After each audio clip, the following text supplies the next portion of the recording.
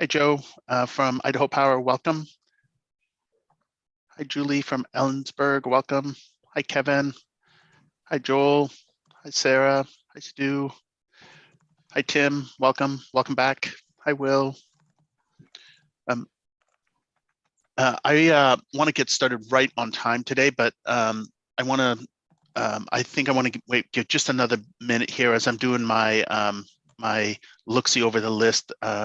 I feel as if we wait another minute or two, we might get a couple of more of our TCWG members. So while we're doing that, I just want to go over this quick slide for folks that are on the live stream.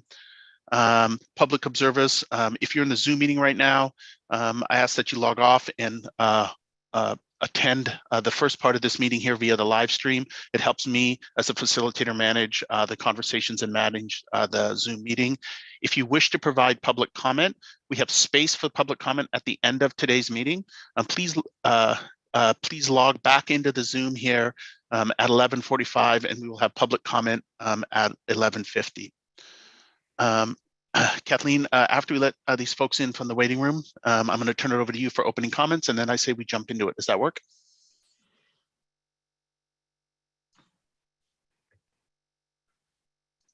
Okay, Kathleen, let's go.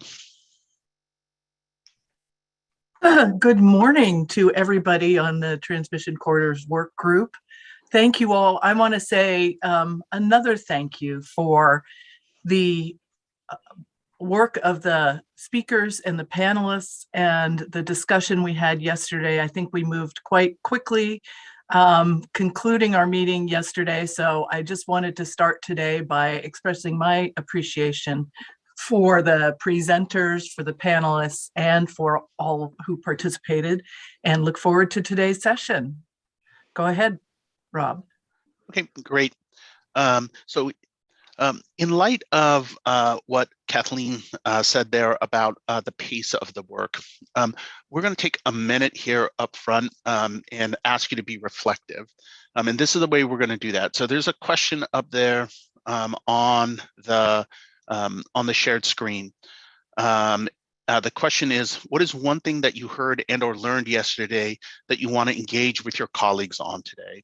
And the reason that we're starting with this question is that the way that we've deliberately structured the last day and today is so that we can culminate and have the now what discussion. So yesterday, we spent a lot of time talking about the what and the so what.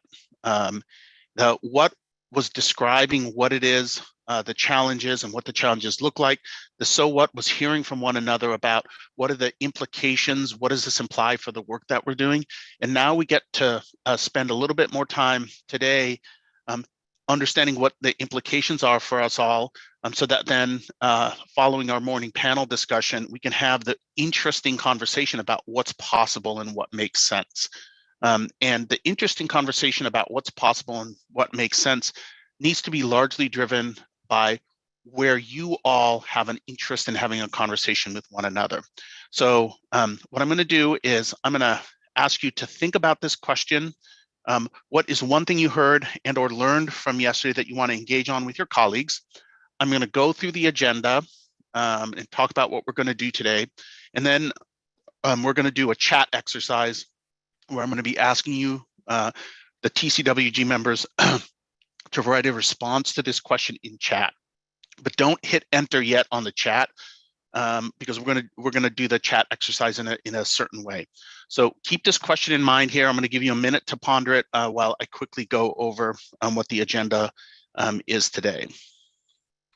So the first thing we're going to do is we're going to have one more perspective that we want to augment from yesterday's meeting, and that's from permit applicants.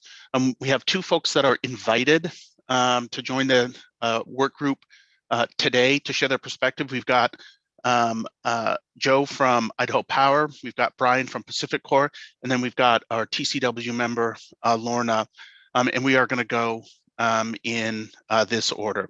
We'll then take a break, and over the break, what Susan and Michaela and Lauren and I are going to do, the facilitation team, is we're going to take the results of that chat exercise and we're going to come back to you so we can spend the body of that, or the bulk of that 90-minute conversation focused on the things that you want to talk to your colleagues about with respect to the topic, which is the expedited review of environmental permits. So that's what our plan is for the day.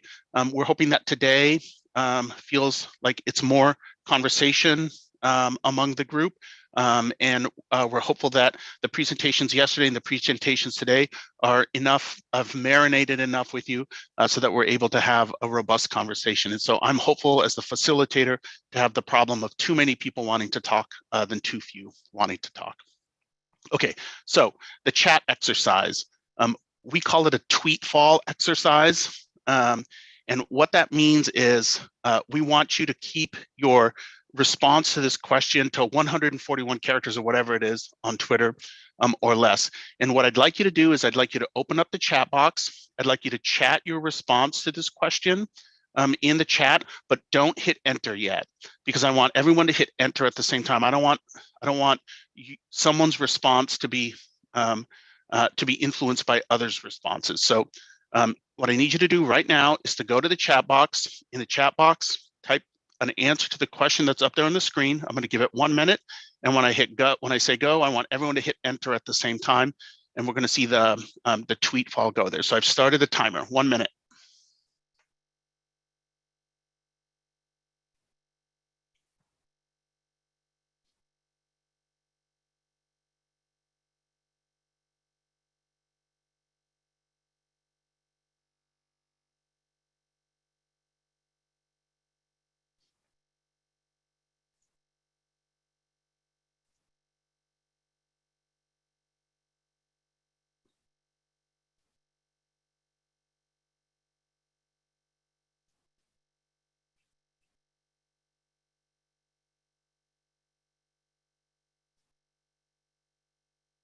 Okay, about 30 seconds.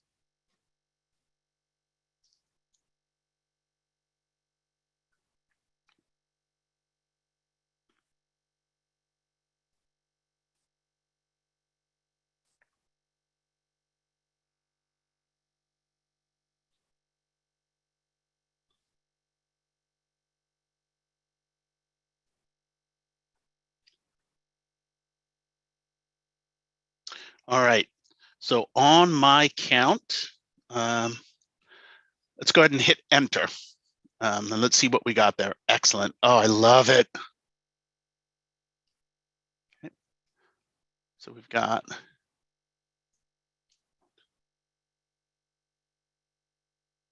great. Okay, so as I mentioned before, what's going to happen now is we're going to go to our panel presentation.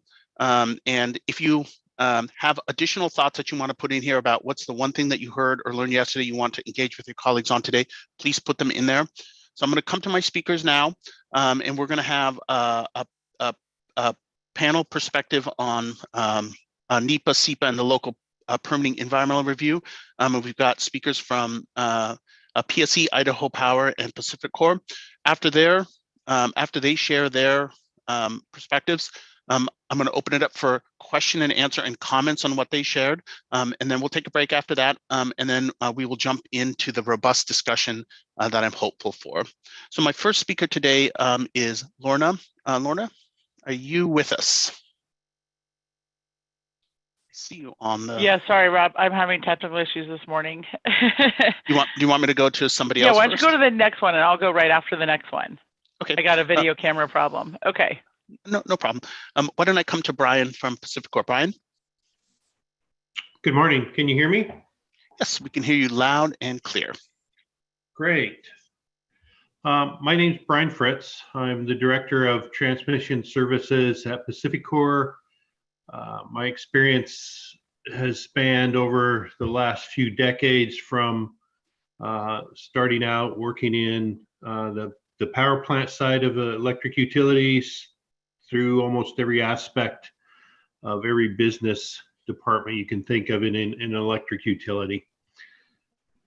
So I've been asked to talk about our experiences permitting and what we see as possible opportunities for improvement. So what we have done is a lot of permitting in all 6 states that we operate in: Oregon, Washington, California, Idaho, Utah, Wyoming. And it seems to be the same flavor of issues no matter where we are in the permitting world. And that really is an opportunity. What we see as an opportunity for all the agencies to collaborate.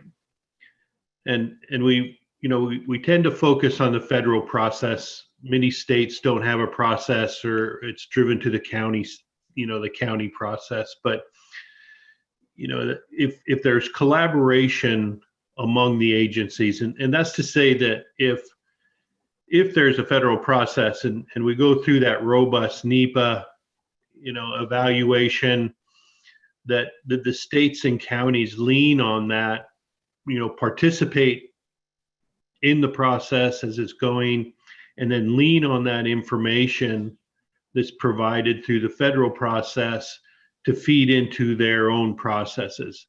And that's to say that, on the federal side, the biological, viewshed, cultural, wildfire, everything that's done there, that information is taken and fed into the other process. And what I mean by taken and fed in, taken and then not asked to revise. And that's a big issue with the proponent of the project, is we go through all that work and then we're asked by the state or the local process to change what's been done. And we see that as that's just doubling the work that we have to go through. And we believe that that's possibly a way that could streamline the whole process. And I think by that, what we mean is, the process needs to set up a roadmap. Here is the map that tells us, here's the steps you have to take. This is what you have to provide. And here's the schedule.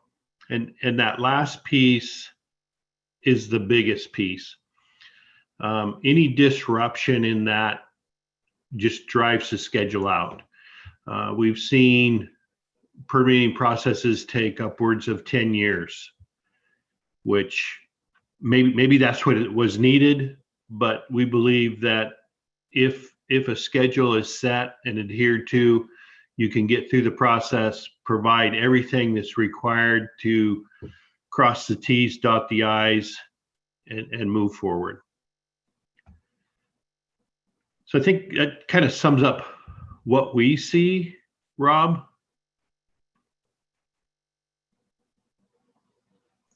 Great. Thank you, Brian. I appreciate that.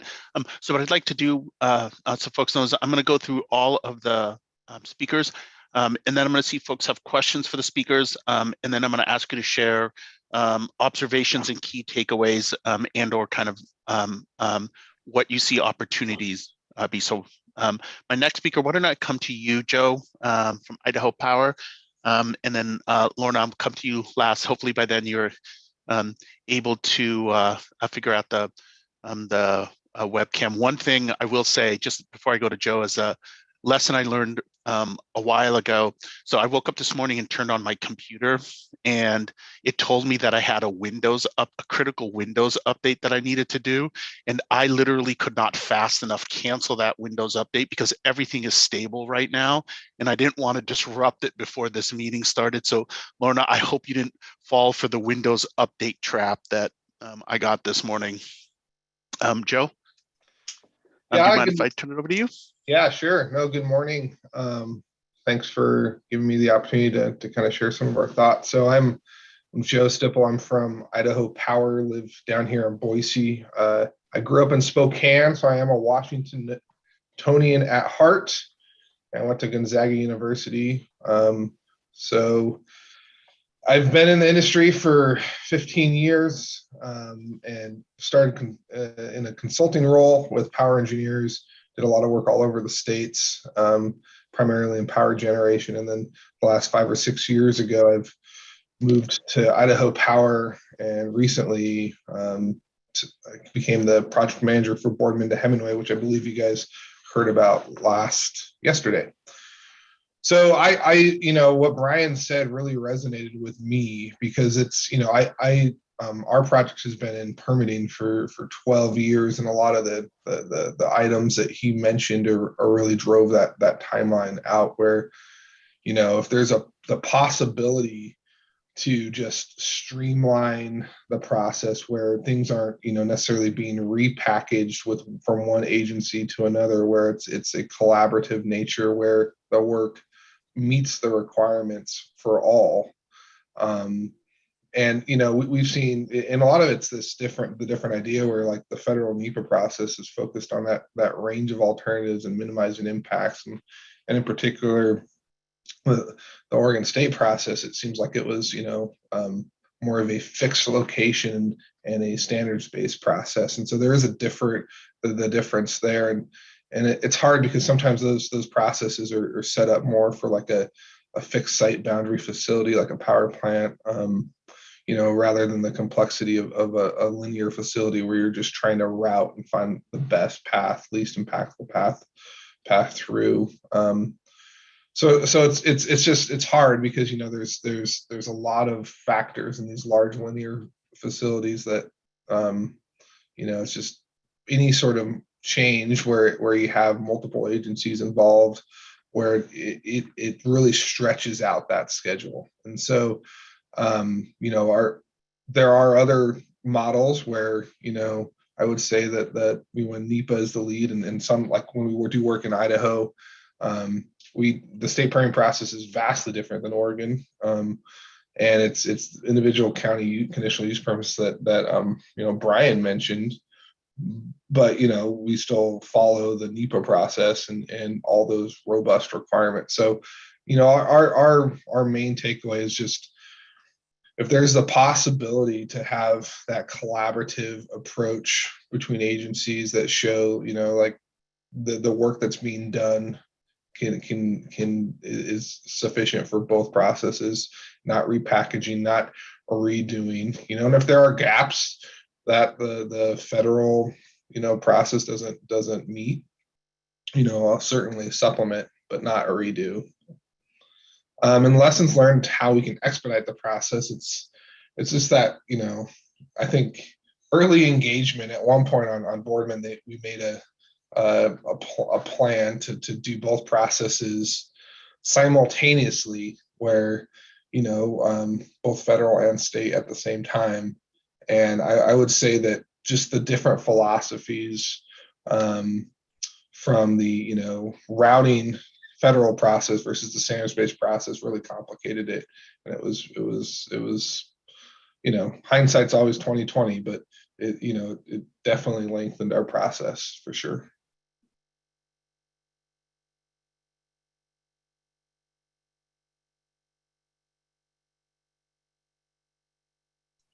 Thank you, Joe. Sorry, I was not, sorry for the delay there. I couldn't get myself off of mute there. Great. And so, as I mentioned before, we're going to come back and give folks the opportunity to ask our panel question, but I wanted to make sure to get through the three of them. And so, Lorna, I see that you're on video, so it looks like we've worked everything out. Lorna, I'd like to turn over to you, and I have your slides, and just let me know when you want me to advance them. Okay, great. Can you guys hear me okay? So I just want to give a really quick overview and background with what I've done at Puget, because I think it's really key to what we're talking about here. Let's see, I started Puget in 2002, and I'm both a lawyer for Puget and I run our environmental group. So I was involved with our first wind farm, and I laugh, I look at our 3 wind farms. I had a child each time we were building a wind farm. So I was pregnant at the start of permitting, And I was at the stage where you couldn't tell anyone you were pregnant, right? And then it was always a race to see, how many kids I would have, by the time the last wind farm ended, right? So anyway, each of my kids were born the year that we actually got all our permits and started building. So that's how I remember my kids. Anyway, on the wind farms, I think this whole discussion we've been having, Puget got a huge dose of what it's like to do a massive project like that, in terms of making choices between FSEC permitting and local permitting, and looking at federal nexus, and looking at a myriad of, cultural critical area, wetlands. How can we design these projects? Avian obviously was a big thing. How can we design these projects around, the impacts so that we minimize the impacts before we start? And I really appreciated when Allison, I think it was yesterday, had said that we need to start saying no more. I'll just say in general with this committee, I think we're trying to figure out with this committee how to get things through the process that are good projects. But I think what I took away from when she said that is, I know as the lawyer at Puget, I'm often the wet blanket when people propose projects, because I look at some of the risks and I say, you'll never build that project, go back and try to figure it out again. So we do that at Puget a lot. And one of my favorite examples is that when they were building the Wild Horse Wind Project, or they were proposing the Wild Horse Wind Project, and they were proposing a Kittitas Valley Wind Project, I was the fun, popular person that looked at the Kittitas Valley project and I said, that doesn't look like a doable project. The Wild Horse project looks like a doable project. And at the time, we had a developer really trying to sell us that Kittitas Valley project and saying, we got this, we're going to permit it, it's going to be great. The locals aren't happy about this, but we're going to ram it through because it's a good project and we're saving the earth, right? And I said, no. This isn't what Puget Sound Energy does. We don't ram things through locals like this. Their whole plan, we disagree with it. And we really pushed to say, no, we want the Wild Horse project. And honestly, the developers didn't like it. They said, no, that's not for sale yet. You have to buy this one. So anyway, obviously, we ended up getting the Wild Horse project. We had no involvement with the KV project, and no judgment. It's a very different project than it was when it was initially proposed. But so I appreciate that. And we do often say no, and I have sent our folks back to the drawing board so many times in terms of just, whether it's not being able to acquire the real estate rights, whether it's critical areas, whether it's cultural, whether it's avian, other wildlife, there's lots of things. And I do think you need to be realistic about that. And I know when it comes to transmission, people ask me about transmission, and I think everyone on this call would agree. The first thing I do is I say, we should look at the existing transportation corridors. Right. So I think I really appreciate that. With just big picture, we need to generally try to find some fundamental ways to look at things. And again, I'm not always popular with the engineers and the folks designing it, but I've walked in their shoes and I felt their pain too. And there are times where there just are unavoidable impacts. And from a reliability standpoint, something has to be built. So of the 4 choices, one has to be chosen. So I think that's what we're all about here today. Specifically, and I'm watching my time because I don't want to drone on and lose everybody. I also want to just tell you guys, the backup person for me on these calls is Sarah Leverett, and I want to kind of pull her a little bit into the conversation because I think that this is really fascinating. She came to Puget, started last May, and I've known Sarah from working on siting projects with her for the last 8 years. And when we were looking for a person, we finally decided we need a new junior siting person. I called her to ask her who she would recommend because I pictured her working with this person. And she said, I want to work at Puget. Would you consider me? And I was really complimented because, she left a fantastic partnership career at a law firm because she said, I've seen the Puget Energy clean energy goals. I understand CETA. I want to be a part of that. So I'm hoping that Sarah will be talking to you all for the next 25 years. And then when I'm long gone, we will have a beautiful electric supply system that Sarah will have helped site. But anyway, for the purpose of this, I just wanted to talk briefly about Energize Eastside. And again, we've been involved with big wind projects and whatnot. We haven't had any huge transmission projects. The wind project associated with, there's the transmission associated with our wind, we've really relied on BPA. But we are the local distribution company. And as you guys know, we do own a little bit of transmission. And we do have local transmission projects that are absolutely a backbone to our system. So Energize Eastside was one of 3 projects that we've known about for years and years. as we've seen the build out on the east side, I think everybody has been to Bellevue and seen the high rises in Bellevue. We've had this just increasing problem and need for more capacity. So as I kind of mentioned, when we started the call yesterday, we actually started this project almost 10 years ago, and this has been in comp plans with the local cities for years. I'll say briefly in terms of FSEC versus local, we did not think this qualified for FSEC jurisdiction.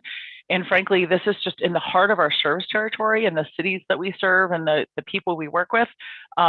So we went the local permitting route because we thought that was the only option according to our understanding of the FSEC regs. But we also thought, we really need to work with our local people. We don't want anyone to feel shut out of the process. We tried to enter this process with kind of open arms.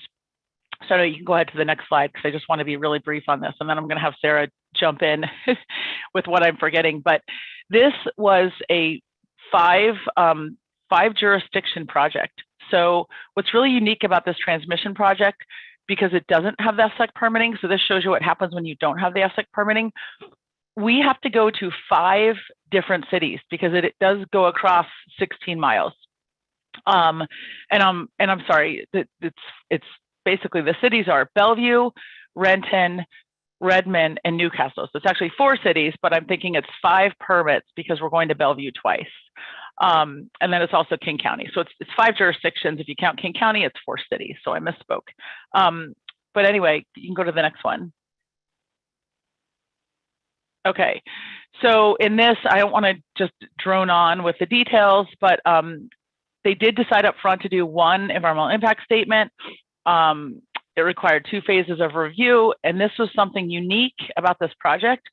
We thought we would go in there and say, look, here are all the different routes that we could do. One of the routes is the existing corridor. We have an existing 115 corridor, but we also looked at other routes. The city of Bellevue really did something novel here, and I think it's important that everybody on the call understand this. They decided they wanted to take a step backwards, and I don't want to pick on Bellevue. I think that the cities leading the EIS, I guess, all decided this. So I don't know exactly, everyone probably had input, but they said, we'd like to go back and review the project need and look at non-wire alternatives. So I just want everyone to kind of think of this, for this project, we actually went back in phase 1 and they looked at, do you even need a transmission line? What are the other options? So is there a big, large battery option? Is there a power plant option? Could you put a power plant in this area? Could you do a virtual power plant? Could you do demand side resources, which could be batteries, could be solar? We looked at, could you do a submarine cable on Lake Washington? If you go back and look at the map, also looked at undergrounding. So it really backed up a step that as far as I know, no other transmission projects in the state have done that. It did conclude that the wire alternative was the most feasible for a number of reasons. But again, I want to make sure that's not lost on everybody because, you got to think about cost and feasibility and what those different options are if you didn't build a wire option. And obviously we're a least cost utility, so we need to implement the least cost solution. But anyway, that's just something to think about. So you can go ahead to the next slide.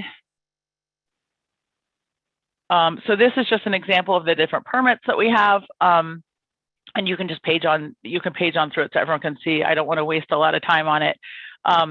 But there was a lot of public involvement. And what happens, and there will continue to be, and by the way, we're only partway through.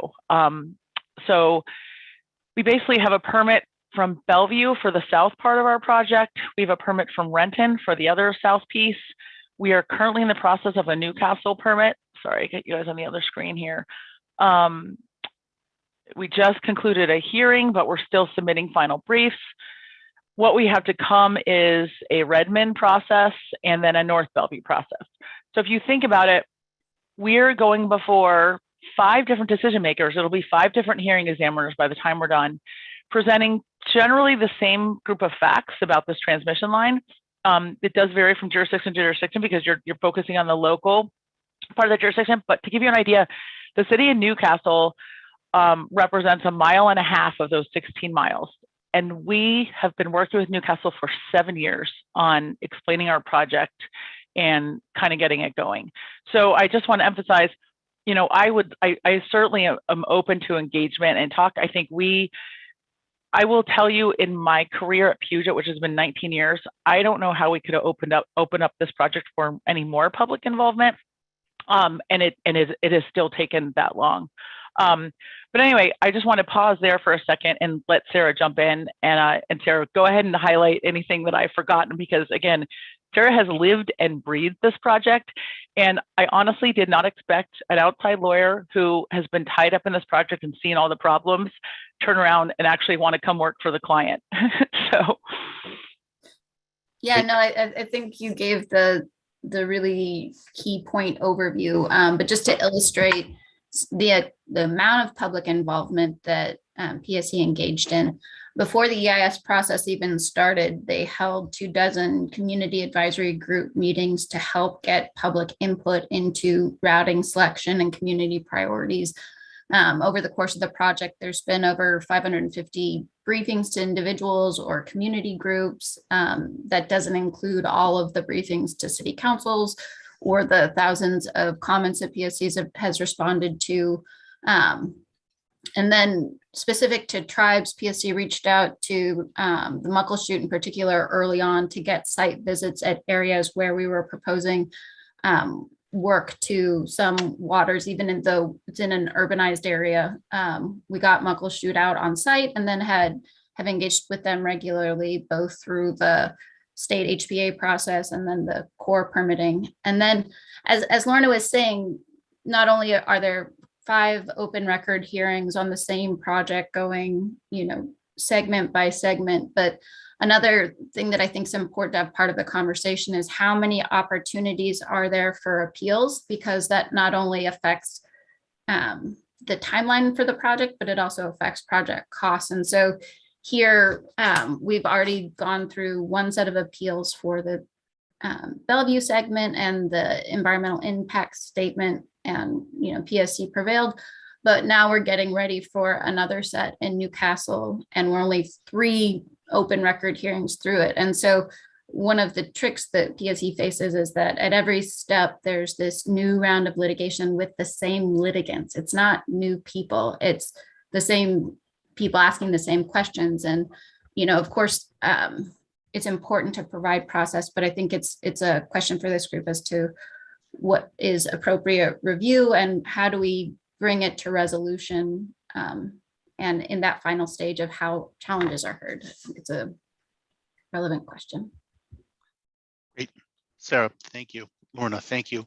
All right, so now what I want to do for folks is I want to open up for questions for any of our speakers, just clarification questions. And then I am really interested in having folks share any key takeaways or observations or any thoughts on recommendations here. So if folks wouldn't mind using the raise hand function in Zoom to send a signal to me that you want to jump into the conversation, you can do that by hitting Alt-Y or going into the reactions button and hitting raise hand.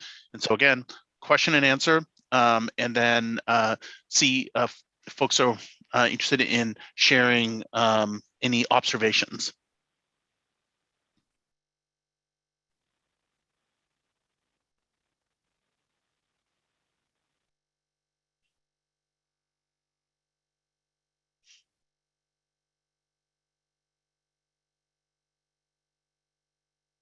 Yeah, Stephen, please.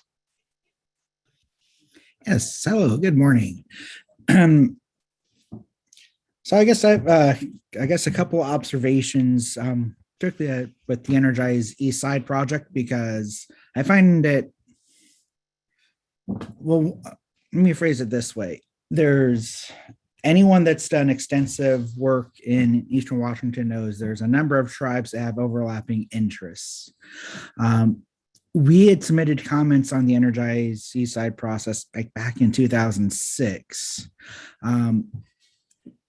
We were never, PSC, from my recollection, looking through my emails, never made the same attempt to reach out to Snoqualmie as they did apparently Muckleshoot.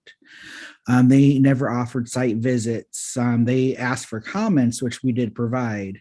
So I think and you know, this was like 5 years ago. So this isn't a complaint. This is just, like I said, an observation and reaction. I think the lesson that I'm trying to make sure that people understand is just because you're working with one tribe does not mean you're satisfying all of your permitting and legal requirements, because each tribe is a sovereign government that needs to be consulted with separately. And I'm not, like I said, I'm not throwing PSC under the bus, because we did talk, but it sounds like there's different levels. And that's just because that's the example we talked about. I could give 1,000 other examples. I'm not picking on anyone. It's just like I said, the point is each tribe needs to be dealt with as the sovereign governments that they are. And, there's no one size fits all for every tribe. And it gets even more complicated when you're involving East Side tribes, and when East Side and West Side tribes are both involved in projects, it's a whole other set of considerations. So thank you for listening to my soapbox. I will step off now. And I just want to acknowledge, Steve, that I'm really glad you spoke up and said that. Ironically, I did not say this, but I had in my notes that someone gave me, and no judgment on this. People at Puget are really proud of the tribal consultation that's been done on Energize East Side. And I will just laugh if you can bear with me. I had notes with like, what a good job we did with on-site tribal and this project we're doing on culverts that the tribe's really happy about each other. The reason when I was looking through my notes, Steve, I did not say that is because in 19 years, what you said is exactly right. Every time we think we're doing great with the tribe and we've consulted with them and they are working with us and they understand, there is something we missed. And I will just tell you, thank you for saying that. And ironically, that's why I crossed out my note on how well we did with the tribes, because I said, I can't say that out loud, because the second I say that out loud, we're going to find where we dropped the ball. So thank you. Okay. Thank you, Lorna. Thank you, Steve. Other comments, observations, questions for our presenters?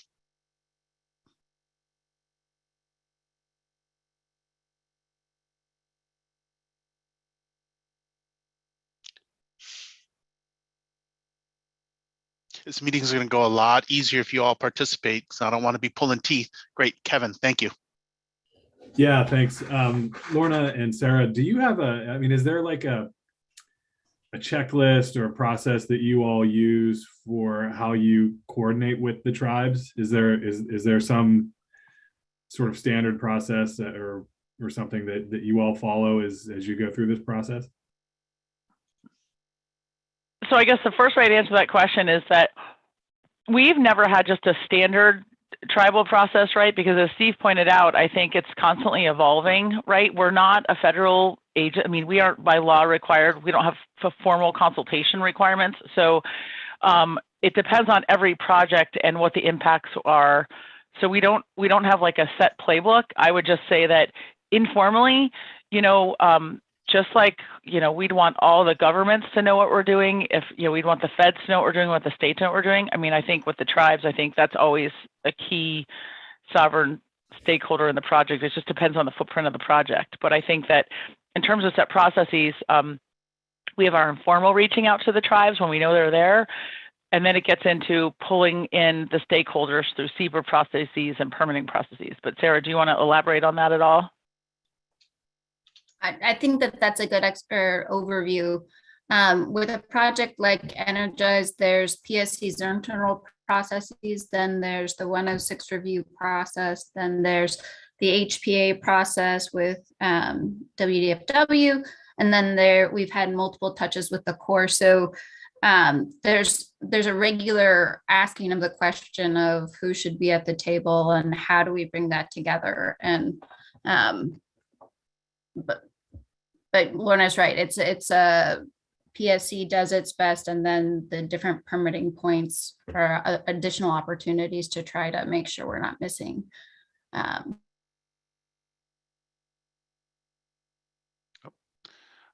think Sarah froze for me. Are folks still able to hear me? Give me a thumbs up if you can. Yes. Okay, great. So my order, I've got Will, then Joe, then Steve. Will? Well, I kind of just had a question for the PSC group, or a suggestion. I don't know what you call it, but wouldn't it makes sense that if we could recommend that when there's these issues that come up, and as I believe they're indicating, you might have a stretch of line or a location that's an issue that some outside group has, wants to address, and then through the permitting process or litigation, and then the owners continually addressing the same issue with multiple groups or multiple agencies, and it's the same pole location or it's the same mile of line. There might be several issues in a mile that you have to mitigate, but it'd be kind of I think it'd be a good avenue to somehow recommend that once they deal with the 1 mile of line, you have either a coordinator or some type of process that every outside group has their chance to get in on what's the issue with this mile of line or this location, and then it's just you address it once and it's done. Versus, that's what seems to hold up these projects a lot of times is through the process. You're addressing the same location many times through many different avenues, and it might just be the same exact issue to do. So. And you do bring up a good point, because to Sarah's point, that the specific geographic areas of the line, right, are split into jurisdictions. So we do deal with those at one time. But to your point, you bring up a fabulous point, because there are very loose standing requirements. So if you don't like the project, we literally have the same appellant group who is appealing in every, they can appeal in every jurisdiction. They appealed in Bellevue. They actually did not appeal in Renton, but we believe they will, they're very engaged in the Newcastle process. And if it doesn't go their way, we're sure they'll appeal. So it does create like multiple appeal routes for people that don't like a project when you have to go across jurisdictions. Thank you, Will. Thank you, Lorna. Joe, then Stephen. Joe?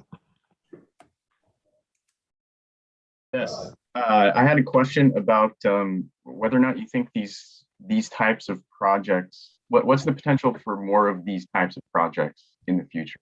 High voltage, essentially significant upgrade of high voltage lines in urban areas. And if you were to do this again in the future, would you consider the FSEC process, knowing what you know now? Two great questions. I'm just going to admit here, I'm not a system planner. So we do, our system planners, that's what they constantly are doing, is trying to figure out where we need the voltage upgrade. So they have a map, and, like we knew about this 20 years ago, they have an idea of where we need it. I think to Joe's point, the whole reason we're here, right, is that if we're going to a renewable system, we're looking at both population density with how the system is maxed out. Then you're also looking at, if you're going to a renewable system, you switch a system where, you have all the power plants in certain places and you have the transmission built. When you're building renewables like wind and solar, you're going to where the wind and solar are. So you're potentially, building so the local distribution can depend on where the big generation is coming in from. And then the final thing I'll say is, everyone talks about electrification, and I know City of Seattle, has their ordinance out where all new construction is to be electrified. So I think no utility in an urban area is immune from this. And if we're talking about electric cars, electrification of cars, electrification of buildings, I think that the system planners, are constantly in motion of working on that. So I think we always have a snapshot in time of what we think and where we think the projects are going to go for the next 10 years. But I think that will also be updated as we move into this clean economy. I think that will change. And then I'm trying to think, Joe, in terms of your question, I was trying to track your other question. Right now, we do not think we could have used the FSEC process for Energize East Side. We looked at it very closely. And like I said, even if we could have used it, if you have a choice, some of these projects have a choice, like we saw with our wind projects, and it's really difficult to make that choice, right? Because it's always going to be perceived as a slight to the one that you don't choose for some reason. But I would say unequivocally for this project, we did not think FSEC was available to us. And Sarah, you can elaborate on it if you want, because I know that's one of the criticisms we've heard from people is, it's kind of like, now that we've gotten this far in the local process, they say, well, you should go back and start over again with FSEC. And we've had to say, we can't do FSEC, and this is why. And Sarah's had to deal with that as well. But do you want to elaborate, Sarah? Oh, I think that was a good description. We're siting in an existing corridor in part to minimize impacts, and we had hoped would help facilitate a relatively efficient permitting process. Not really efficient, as you saw from the slides, but and that's one of the criteria for FSEC. And then the natural interest transmission corridors wasn't something we had to play with, and other portions were ambiguous enough that the local interest PSC has kind of drove the outcome. Great. Thank you. Rob, this is Brian Fritz. I just want to provide a little input also on what Lorna said, and she's exactly correct. PacifiCorp is facing the same issue in many states as we go to the clean green future with renewables. It is going to require new transmission, and there's a lot of talk out there that if you retire a coal plant, a gas plant, pick whatever, that transmission then is available. But we have to understand that if you retire a megawatt of coal, you can't just replace it with a megawatt of wind. It doesn't work that way, because wind, you can't rely on the wind to be there day in and day out. So you have to replace it with multiple megawatts of wind or solar to replace that.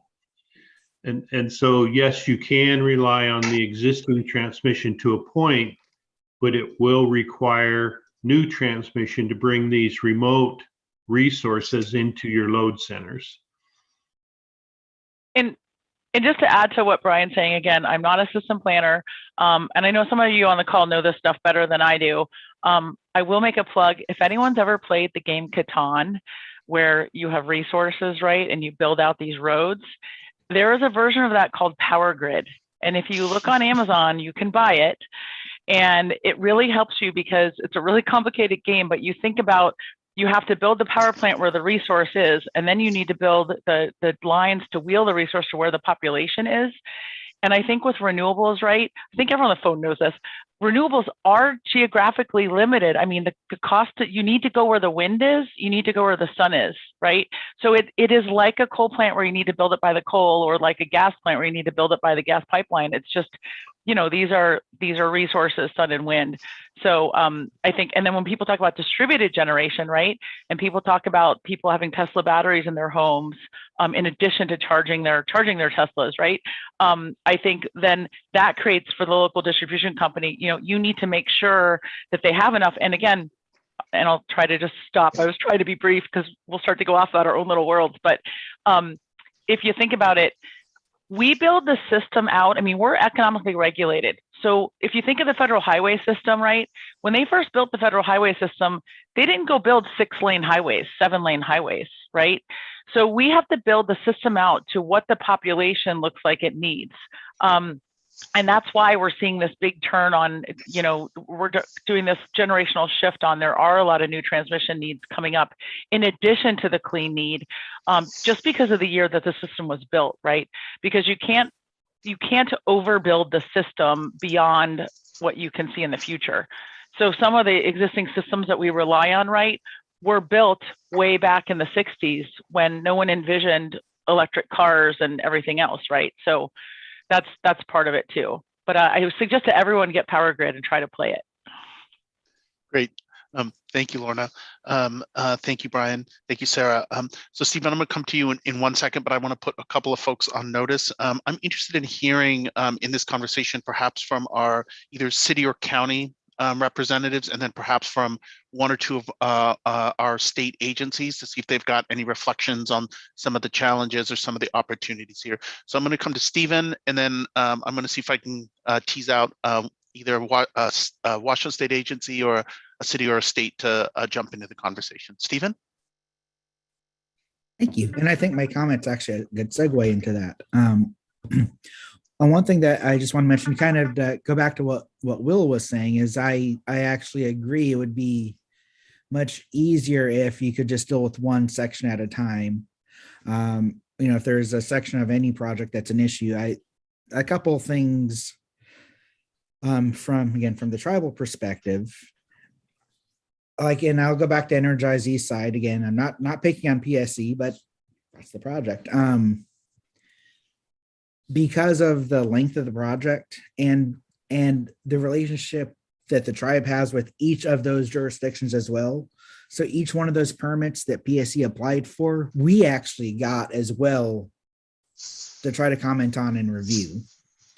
So one thing to keep in mind is if you're doing these really large projects and local tribes are heavily involved in project review, we're going to be seeing all those permits, and each city, each agency potentially has different project names for how they refer to things. So one thing that I think is beneficial for any, particularly utilities that, do long-term planning and have these huge projects or these little tiny ones. I believe I mentioned yesterday, establishing relationships with people beyond the regulatory process. I know in general, we work with PSE a lot on a lot of projects, and we have a great relationship with the archaeologist, with Elizabeth Dubril.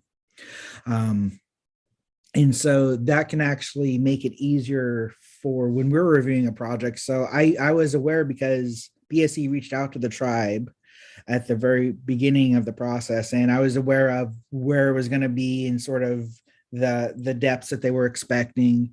And so we were able to know what to expect when all of a sudden I saw these influx of permits.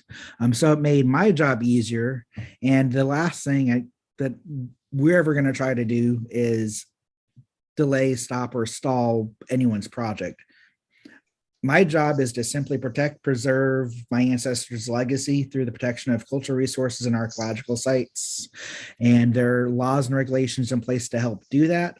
My job is to make sure y'all doing that. Thank you for the soapbox again. I'm jumping off. No, that's wonderful. Thank you, Stephen. Okay, so as I previewed just before Stephen's comment, I'd like to invite, if folks are open to it, someone from a city or a county or a state agency to reflect. I feel as if I want to make sure that perspective is made. Great. Clint, thank you. Yep, thanks, Rob, for the opportunity to comment. I guess my observation is between yesterday and today. Comment is that these large transmission line projects are mostly being done by IOUs, and I think they're more willing to be able to, more determined to be able to do that. And I guess maybe the public's on this is the obstacles are not willing to be tackled. And so I appreciate the IOUs for taking on these large transmission projects, and I wish that the publics would do likewise. But it seems to be that they're largely done by IOUs, unfortunately. Thank you. Other perspectives that folks want to share? Other folks want to jump into the conversation?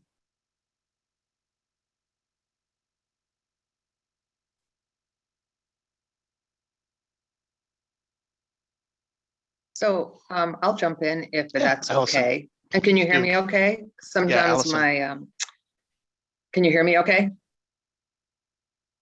Yes. Yes, good. All right. Sometimes I sound like Darth Vader with my headphones, and there's a lot of people that would agree with that assessment. So let me just say that there was a couple of things I've heard during yesterday and today that I actually talked about with someone this morning. First of all, it was interesting to hear the discussion of how much energy you need if you close down a coal plant versus you're going to get from solar or wind. And that's something that I had talked about actually with a developer who's working on solar and wind right now through the FSEC process. I said, okay, you're putting in all this energy, you're impacting tribal resources, cultural resources. So tell me, if the Snake River dams go down, are you actually replacing the energy, and will you help the tribe? Because by taking the dams down and replacing the energy, you help the salmon, you help salmon recovery. And they got really squirrely. And they're like, well, sort of, kind of. And what I was trying to do was find a win between what the developer wanted to do and the loss of the tribe. And I was hoping that if they could build a bridge between the ability to take down the Snake River dams and the energy they're going to replace, it becomes a win in another resource, but they couldn't do it. So this gets back to where yesterday I heard the word compensatory mitigation, and I sort of got my back up, because government, we know what we're saying when compensatory mitigation, for me, it's a trigger word. It means, okay, you're going to lose the cultural resources. What do you want? And I get that sometimes. What do you want? What do you want? And they say to the tribes too. And I've been working with this developer to say, you know what? What's the win? In wetlands, people are required to replace a wetland with a wetland, but not in cultural resources. We get, oh, we'll just dig it out. We'll just dig it out and give you the stuff. And nobody ever says, well, maybe we should buy another important cultural resource for a tribe and do an exchange like wetlands. And nobody ever calculates the energy and says, well, okay, you're going to lose this, but here's the gain. So I always want to say for cultural resources, where's the win? We're always going backwards. We never go forwards. Natural resources goes forwards. Oh, okay, well, we're losing habitat, we'll replace some habitat, right? Wetlands, oh, we're losing wetlands, we'll replace some wetlands. Cultural resources says, you lose, here's your stuff, thanks. And I know it sounds kind of crass, but that's how we feel, and that's what we hear. So I'm wondering, even so, compensatory mitigation, I got my backup. I'm like, okay, right. So you take down the Vatican, you're going to say to the Pope, here's $1 million. Does that work for you? And I know that's kind of not where you're going, but sometimes that's what we hear. So how do we change the dialogue? And how do we think of what is the win, not what's the lose, accept it, just take it. And Lorna, I understand your energy needs. I get it. There's more and more people coming into Washington State. Bellevue has gone crazy. My mother lives in Bellevue, and every time I go and visit her, the amount of condos and apartments going up. And you're right, all those people are going to want electric cars, and they live in their, condo or their apartment on the 24th floor, and they want super fast internet and their lights to go on. At the same time, all those people coming into the state also mean cultural resources keeps losing and going backwards. So in my long-winded speech here, I would encourage you to, see, my job is always to how much compromise. Yeah, Stephen, that's all we do is say, all right, we're gonna lose, like, all right. How do you, instead of looking at us and realizing we're gonna lose, how do you give cultural resources a win? And I'd like to flip the dialogue on its head. And I'd like to also remind you, when you say the word compensatory in government, we know what we're saying, but to non-government people, it sounds brutal. You know what it sounds like? And I'm gonna say it, and I don't mean, I'm not trying to insult anybody. It sounds like, can I pay you off? Because it's compensatory. And I know that's not what you mean, but words are symbolic. As an anthropologist, words are symbolic. So I would encourage everybody to start thinking from cultural resources. How do you go meet with a tribe and give them a win? And that's not, we're going to dig out your archaeological site and give you back all your stuff. What's a different win? And I don't necessarily have an answer. I've seen developers start thinking, well, first of all, maybe we should pay for the ethnographic study. Second of all, we know the tribes are understaffed. We know Stephen only has 3 people.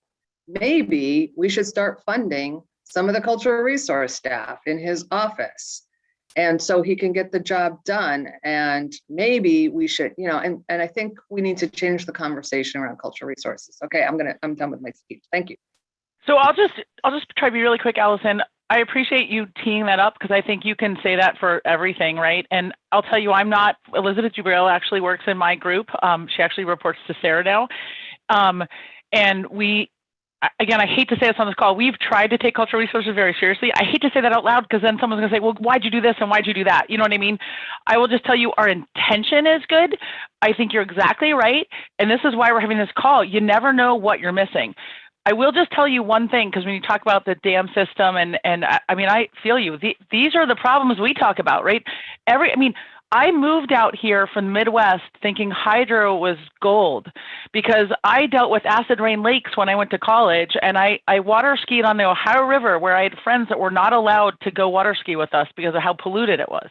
And I thought, how can people be against hydro, right? Well, I moved to the Northwest and I was like, oh, salmon. Like, you know, there's always something. And with wind, it's birds and it's visual. And with solar, nothing grows under a commercial solar farm, right? And it's visual, right? But I will tell you, this is my only hope I have for the group. And Tim McMahon saw this, and I don't think Sarah saw the initial part of this, but she certainly heard about way back when. My second child, when we were building the wind farm out in Eastern Washington, it was the only happy siting project I think I have ever worked on, because we sited wind turbines in poor wheat farming areas. And I sat in a hearing and I literally was dumbfounded because farmer after farmer got up and they said, Puget Sound Energy is doing a really good job. They're here to stay. They've listened to us. You know, we were happy with the siting, and the money from these wind farms is going to make it so my kids can come back and live here. And it's not cultural, Allison, but it's for the farming community. It's their cultural resource equivalent, right? I mean, what they're losing is they're losing farmland and they're losing a financial way of life. And it was a complete win-win, and it was the best project I ever worked on, and probably will be the last project I feel that good about it. But I feel your sentiment, and I think we're constantly looking for that.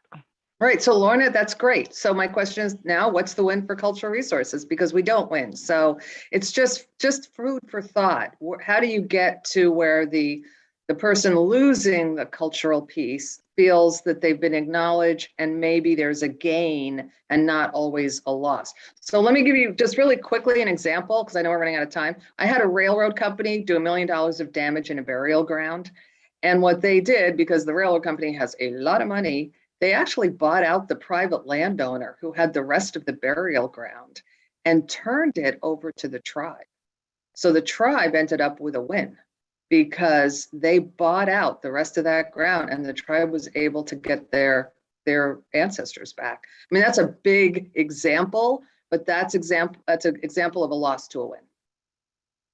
Great. Allison, it doesn't fully address your concerns around mitigation and what that looks like, but PSC is in the final stages of entering an MOU with DAP to get access to the full suite of information about where resources are or where there could be proximity to try to avoid the need to mitigate. From Wizard, right. But Elizabeth should already have that. Elizabeth should have had access to that a long time ago.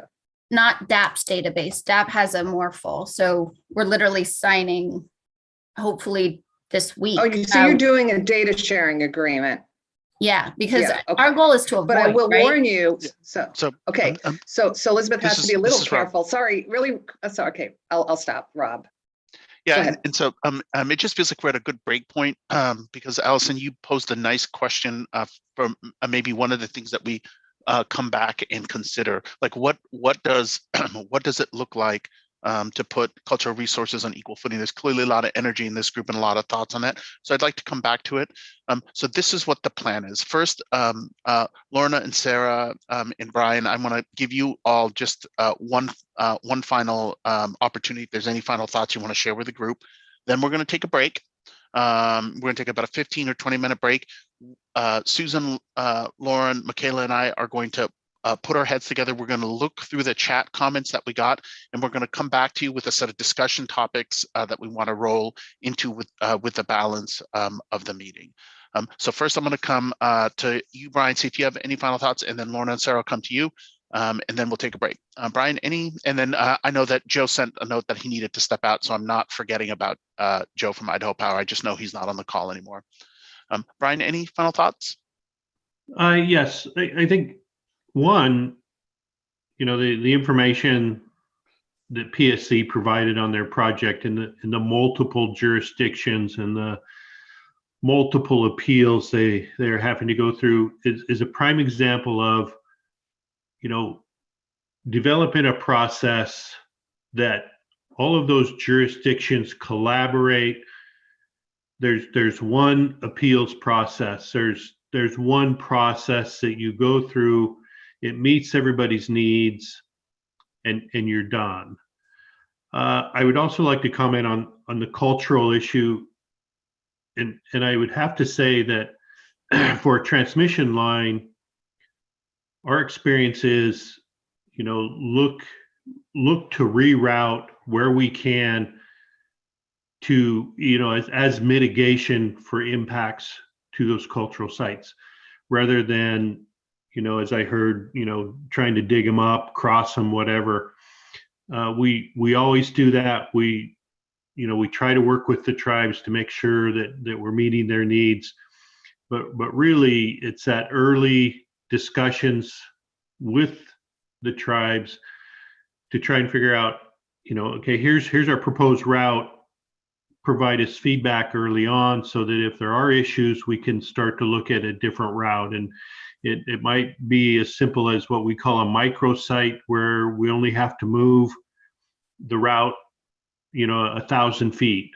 I would also say that, the railroad example, I'm sorry, but to me, I don't see that as a win. Cultural resources are not like biological or land use that you can go out and say, okay, well, we're going to disrupt this biological resource, but we know that we can buy this piece of property and regrow it over here.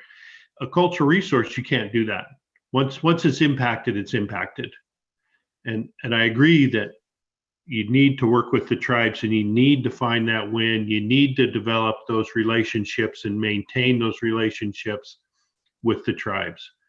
It's a tough issue to crack, but we all have to be aware of it. Great. Brian, thank you. Lorna, Sarah, any final thoughts?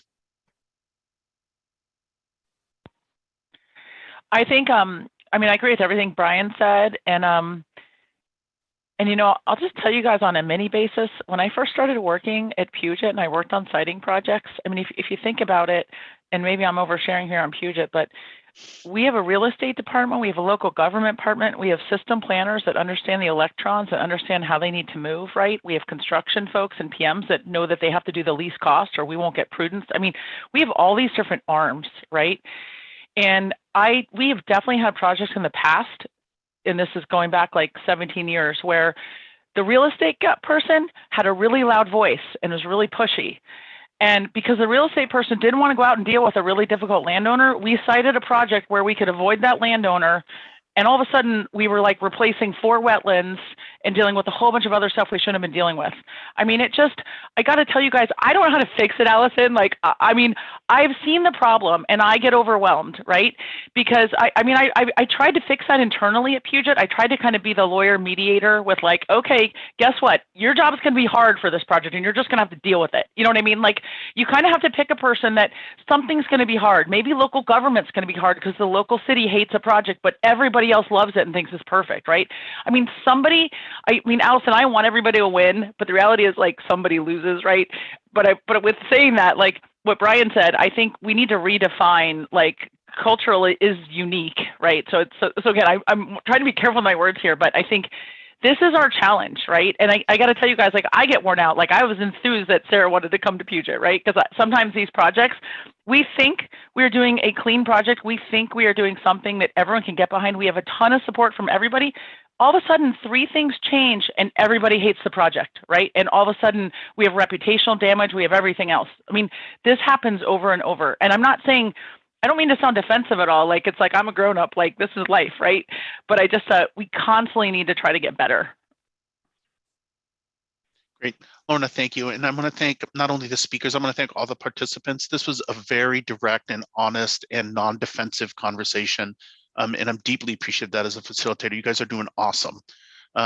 So this is what we're going to do. We're going to take a little bit of a longer break because we need to get our heads together, this facilitation team, to make sure that the balance of the meeting is as effective and efficient as possible. So we're going to take a 19-minute break and come right back at 10:30.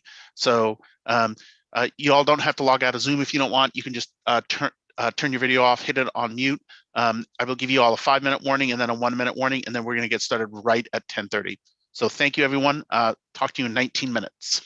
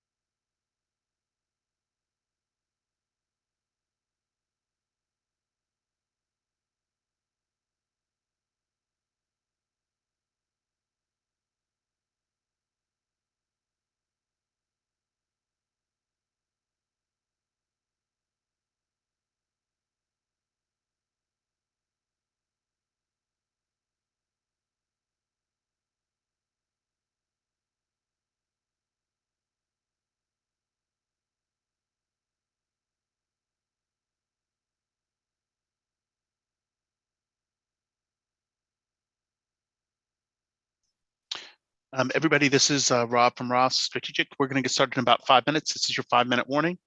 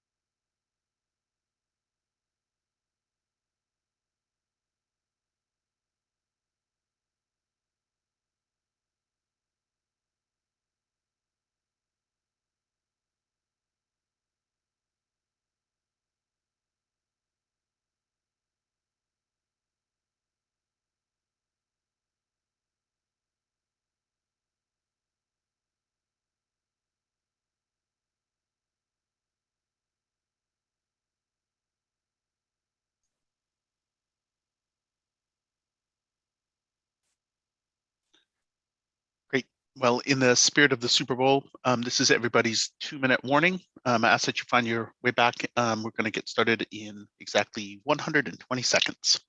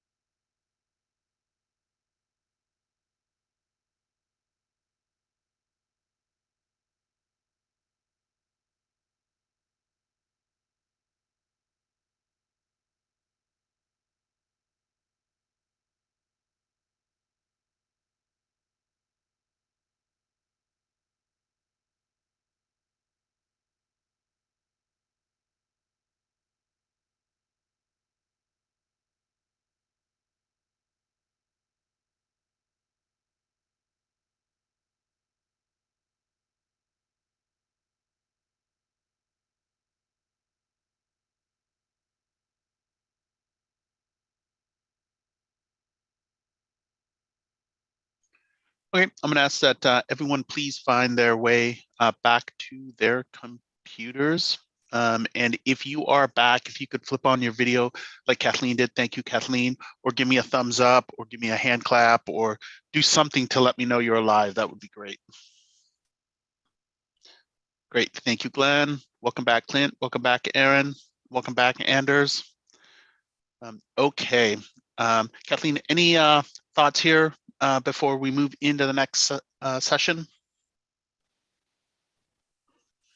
Not, I just want to thank the panelists from this morning and the great discussion. As you said, very frank and honest conversation about the challenges we face in this space and in trying to move towards the future and new ways to look at the same old problems, perhaps. So thanks, everyone. Thank you, Kathleen. So just a couple of quick reminders and quick notes. So a reminder that this is being on the live stream. And so to the folks that are on the live stream at 11:30, we're going to put up on the Zoom here the directions for if there's anyone from the public that wishes, excuse me, that wishes to provide a public testimony. And we were going to have that, we're going to ask you to join the Zoom here at 11:45. And then we're going to go to that at 11:50. Okay, so this is what we've cooked up for you. So let me switch what I'm sharing here.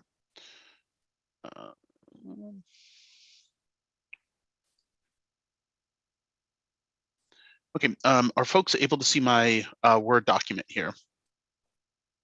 Yes, okay, great. Okay, so this is what. Please make it bigger. Oh, I even put my computer reading glasses on, but that would be nice. Thank you. Thank you, Kathleen. I appreciate that. Thank you for letting me know. And I will minimize this guy so I can make it even a little bit bigger. Okay, so this is what we've cooked up for you. So what Susan and Lauren and Michaela were doing is, well, we all were engaged in that fabulous conversation this morning. They took the results of the chat and they augmented it with the notes from the presentation and the conversation. And we broke up those conversations into 4 big areas that we want to come back to the group and talk about. The first one, I think, is pretty intuitive and obvious because this is where we left the conversation of, under cultural resources. And we have some notes under here as to what was in that tweet file and what we want to talk about. And I want to budget about a half an hour to discuss that. We also saw and heard a conversation about opportunities for balancing impacts. And so we want to budget about 15 minutes of a conversation and see if there's any there. Then we want to spend 20 minutes around simplifying complexity, because that's something that both we heard in the conversation this morning and to the tweet fall. And then 10 minutes here on timelines, because we heard that that might be something that's important for us to talk about. And in the unlikely event that we get through all of that, we've got some backup stuff to talk about. One thing about, we heard about right where we ended the call about having to say no and whether there's anything there. And then we've got a backup to the backup. We went through our notes from yesterday and picked out some stuff that folks that had identified. So we don't believe there's a shortage of things to talk about, but that's your challenge, not my challenge. Does that sound like a plan to everybody? Okay, great. And so the way that I want to run it is I'm totally comfortable having multiple thoughts coming in at once. And so I'm going to be asking folks to raise your hand. And then I'm really going to be inviting folks, to comment also in the chat. And so the first place I want to jump to is the cultural resources discussion. And so it felt to me as if we did a really, really solid job defining where the opportunity space is or what the challenge is. But now I want us to pivot and ask ourselves the now what question, kind of what's possible and what makes sense. And so I don't know if there is somebody who is brave enough to go first with this conversation, but given what we talked about before, where do people see fertile ground, opportunities, what's possible, what makes sense around the cultural resource? And I'm going to stop talking because I want this to be about you all talking and sharing ideas with one another.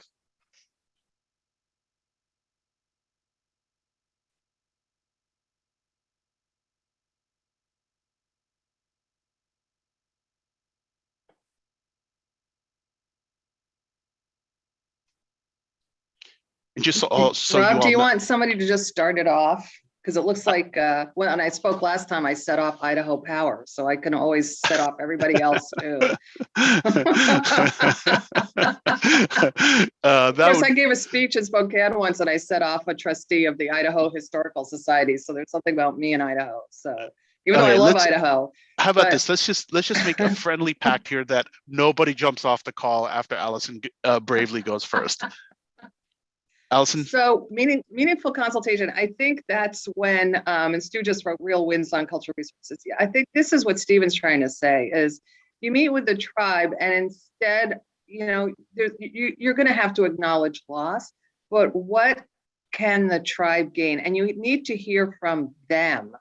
So when I was talking about the railroad project, I know Idaho Power said, well, okay, that wasn't a win, but it was a win for the tribe because they got their ancestors back. So you have to remember the tribal perspective may not be our perspective. And Kathleen just wrote listening for a win or discussing what could be like a win. And again, I'm noticing that natural resources, there's loss, but natural resources is set up so differently because it's a bouncing model. Okay, we lose over here, we buy habitat over here.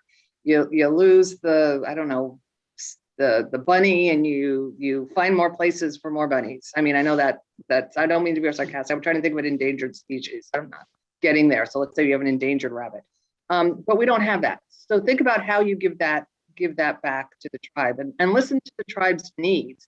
I think that's really important. Stephen is incredibly under-resourced. It's absurd. I mean, we're a micro agency, but he's really a micro agency. So listen for the needs of the tribes. What are their needs? Great. And so in the sorry, not sorry realm of things, I'm sorry I'm putting people on the spot, but I'm not really sorry I'm putting people on the spot. I don't know, Dana or Stephen, what do you think? What do you think should show up perhaps in a recommendation for this group when we're looking at listening or looking for a win? Yeah, Dana, please, I see you unmuted. Yeah, thank you for this opportunity. But most times when government entities come to Yakama Nation, the tribal input or consultation is placed in a public comment box. So the tribes are not consulted on the front end or with enough time to meaningful engage in most environmental reviews. That's most times how it is with the tribes.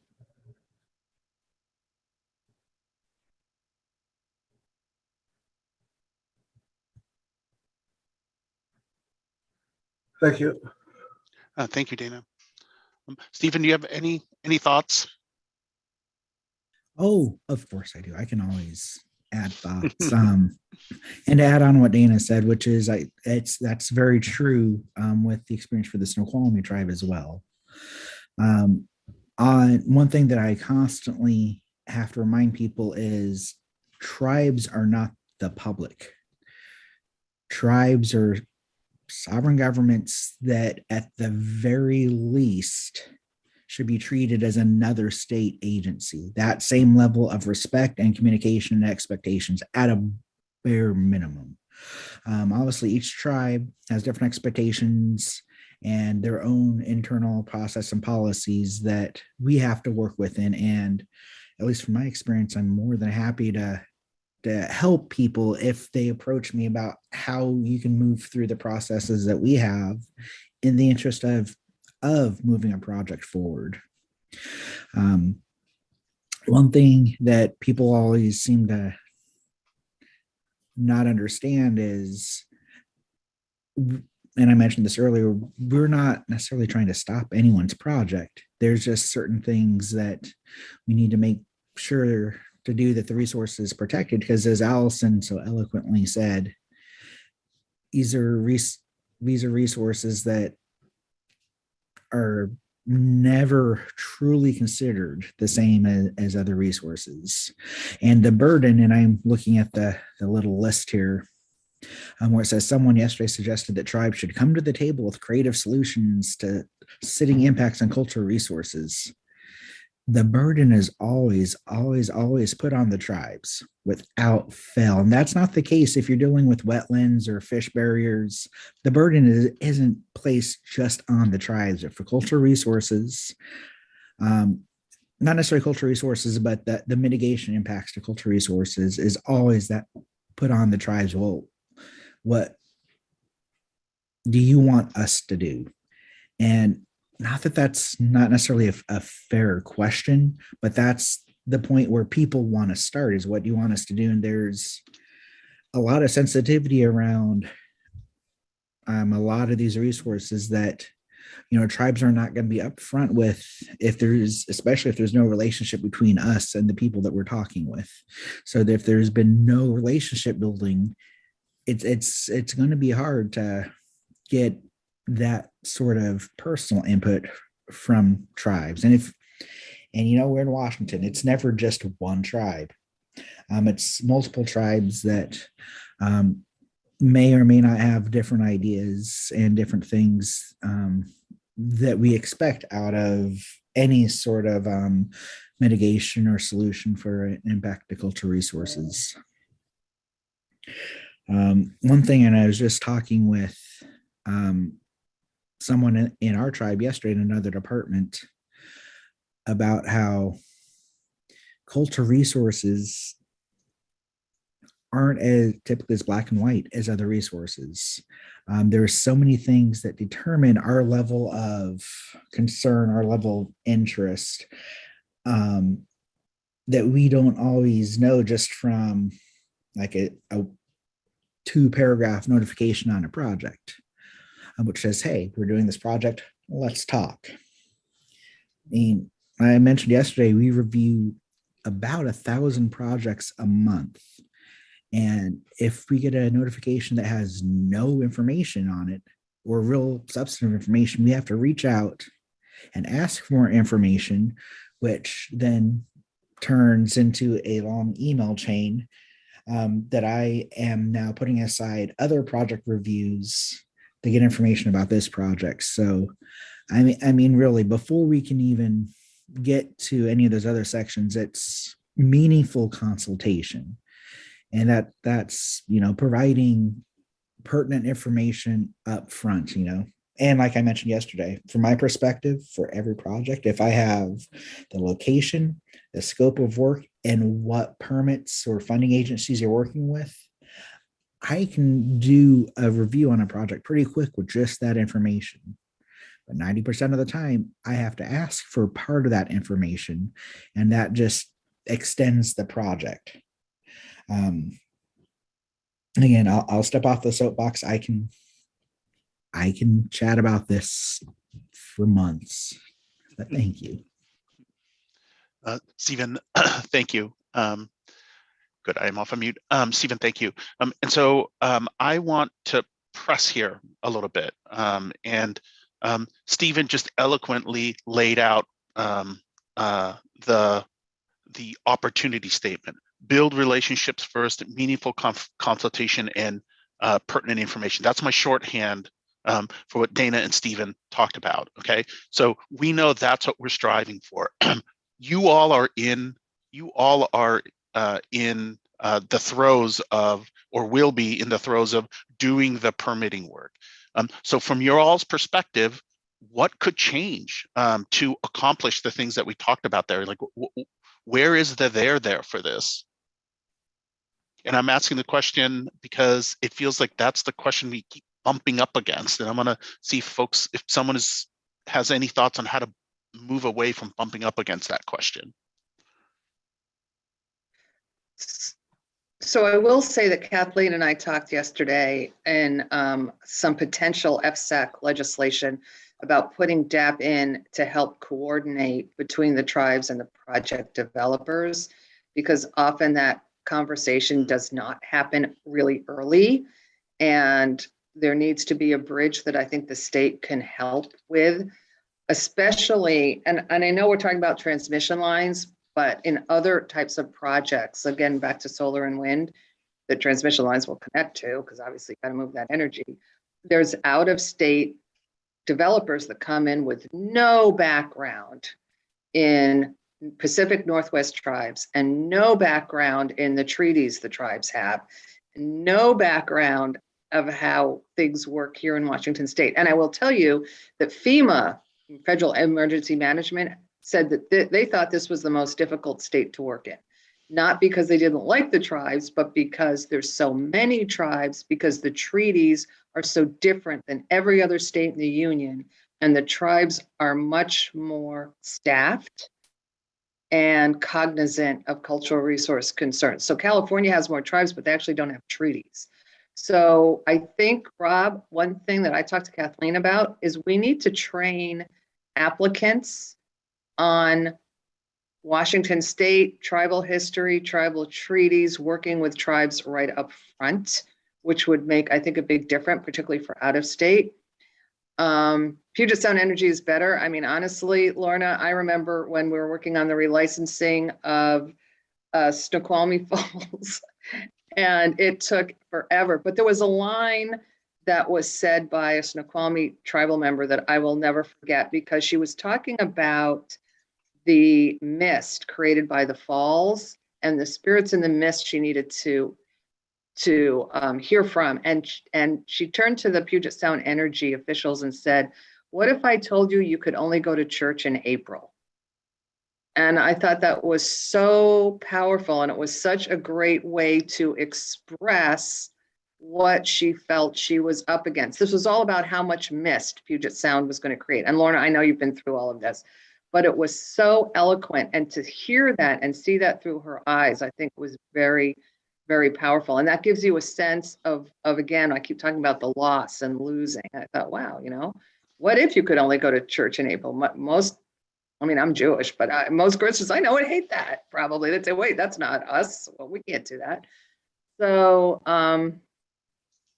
anyway, if I think we did, so going back, how do we facilitate? Where I'm going to go with this is, I think what we've missed out on is doing training, lots of training for even in, companies working in our state for transmission lines, retraining federal agencies on tribal issues, particularly under the expectations of the Biden administration. And the state probably needs to heighten, Kathleen, we probably need to figure out how we're going to spend the time and money and expertise setting up training sessions, or maybe a web video. Great, Allison, thank you. Stu. Yeah, can you hear me okay? Yes. Yeah, just building on that, I looking at, I don't know if that the solution of having someone at DAP who's sort of the liaison, not like a liaison, but facilitating this, I don't know if that's the right solution. It sounds great, but something like that where, because we used to have one coal plant and they could have relationships with all the tribes, but that where there used to be one coal plant, now there's going to be literally dozens of developers of small renewable projects, and they're never going to be able to have the same kind of relationships with all the tribes. And I think frankly, I don't think even state agencies are, with all the tribes, and somehow having the state having someone who is invested in those relationships and then is helping people, friend of a friend, helping get the right people together. Seems like something there could be a way forward. Great, Stu. Thank you, Stephen. Yes, thank you. Just to sort of jump on something that Stu just said, and building on what Allison said, one thing, I keep talking about relationship building, communication. The most effective communication comes from the building of a relationship at the lowest level possible, and you can push that up. So one of the things here, especially in the Snoqualmie Valley, there's a lot of farming, a lot of farmers, a lot of agriculture, and a lot of that agriculture is on either archaeological sites, ethnographic village sites, or otherwise exceptionally sensitive cultural sites, in addition to sensitive habitat. And the state definitely needs to have some state level, not, I mean, the state has the purview now, but needs to have some sort of real enforcement to the protection of cultural resources. But being a local tribe, we work with a lot of the local farmers and the smaller groups directly in person, build those relationships with them. I mean, it is very reasonable for, in your example, someone who's working a coal plant, it's a small family-owned one, to have a relationship with the local tribe that they're at. They don't have to have a relationship with, every tribe in the state of Washington, just the local ones in their area. That's something that the state, the counties and the cities can help, provide some mechanism through training, through outreach to create that relationship, or to not create it, but to help it grow. But it is 100% reasonable to expect, to hold every company, whether it's, a small family-owned business to these large multinational companies, to some basic standard. That's what SEPA does, for better or for worse. That's what a lot of these environmental laws do. Again, this goes back to cultural resources need to be looked at the same as other resources. It can be more difficult, yes, but people just need to stop thinking of it as something that is a burden or a problem. They need to think of it as something it's a part of the thinking process for any project. Great, Stephen, thank you. We've got time for about 2, 3, or 4 more comments here. At 11 o'clock, I want to pivot, and then the next topic we've budgeted some time for is to talk about balancing impacts. Again, and what I'm pushing folks to think about are things in the so what space. I'm sorry, the now what's phase, which is what's possible, what makes sense given the constraints, given the situation, given the history, given the direction that we're going. Where do folks see? What do folks see out there? The part that's giving me heartburn, yeah, is the second bullet. Why should the tribes bring the solutions? Mm-hmm. It's the tribes that are set to protect our cultural resources. It's the entities that they're the ones that should be bringing the solutions to us, not the other way around. Do folks have a reflection on what Dana said there?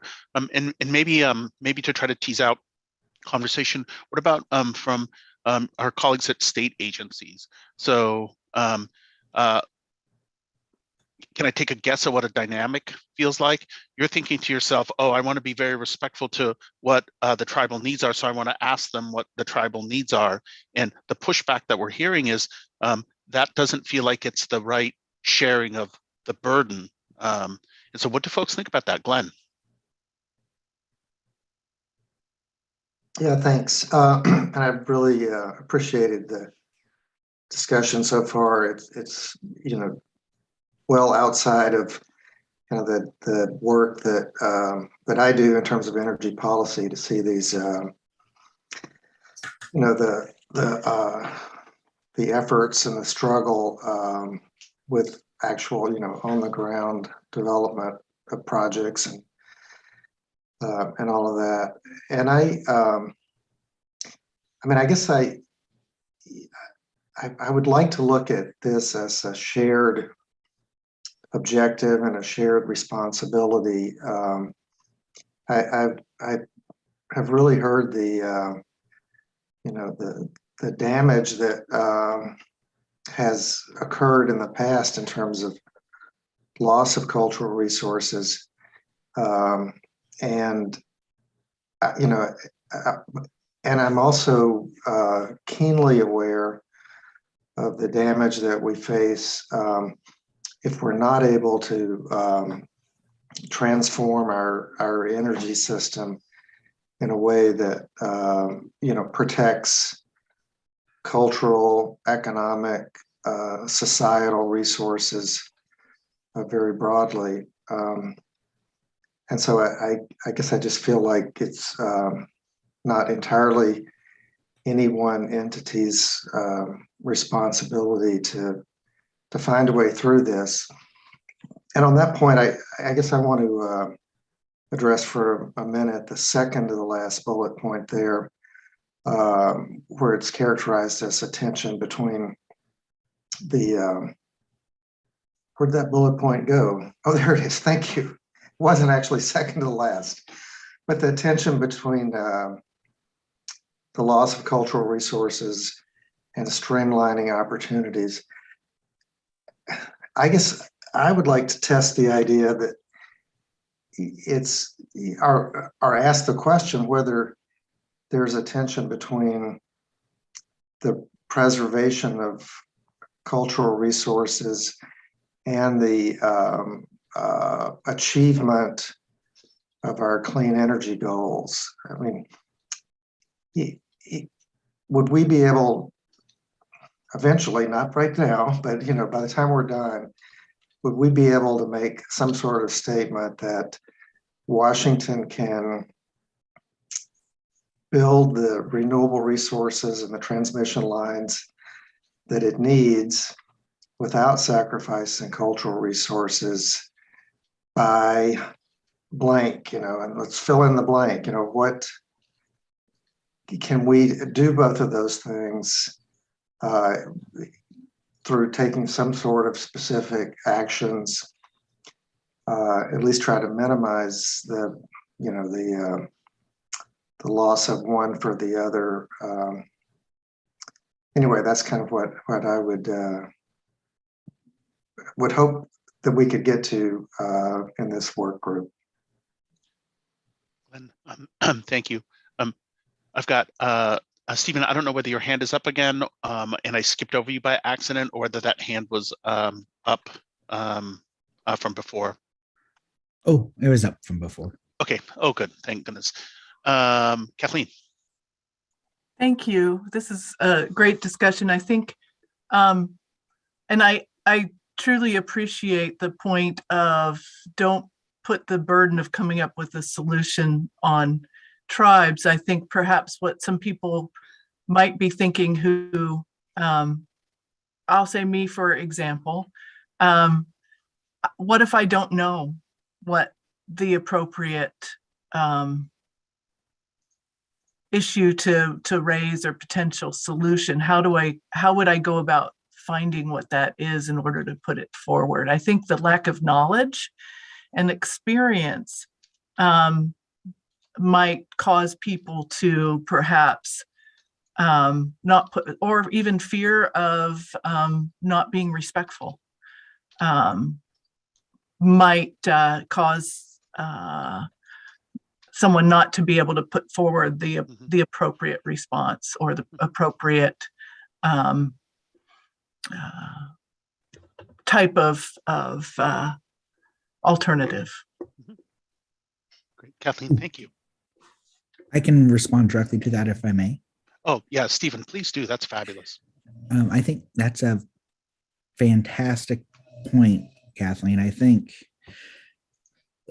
the way I look at it is when, from a tribal perspective, cultural perspective, when we're taking part in, let's say, cultural activities of some sort, whether it's a ceremony for something or like the canoe journey,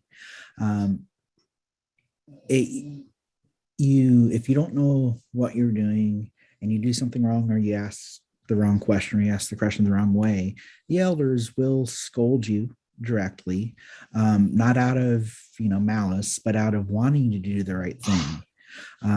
So I think to apply that cultural concept to your question, you may yes, you could potentially offend a tribe by asking, but it's all about what your intent is, and that relationship building, and be upfront about what it is you feel like you could do within the scope of that project. I mean, I can't even tell you how many MOAs and MOUs and programmatic agreements I've worked on.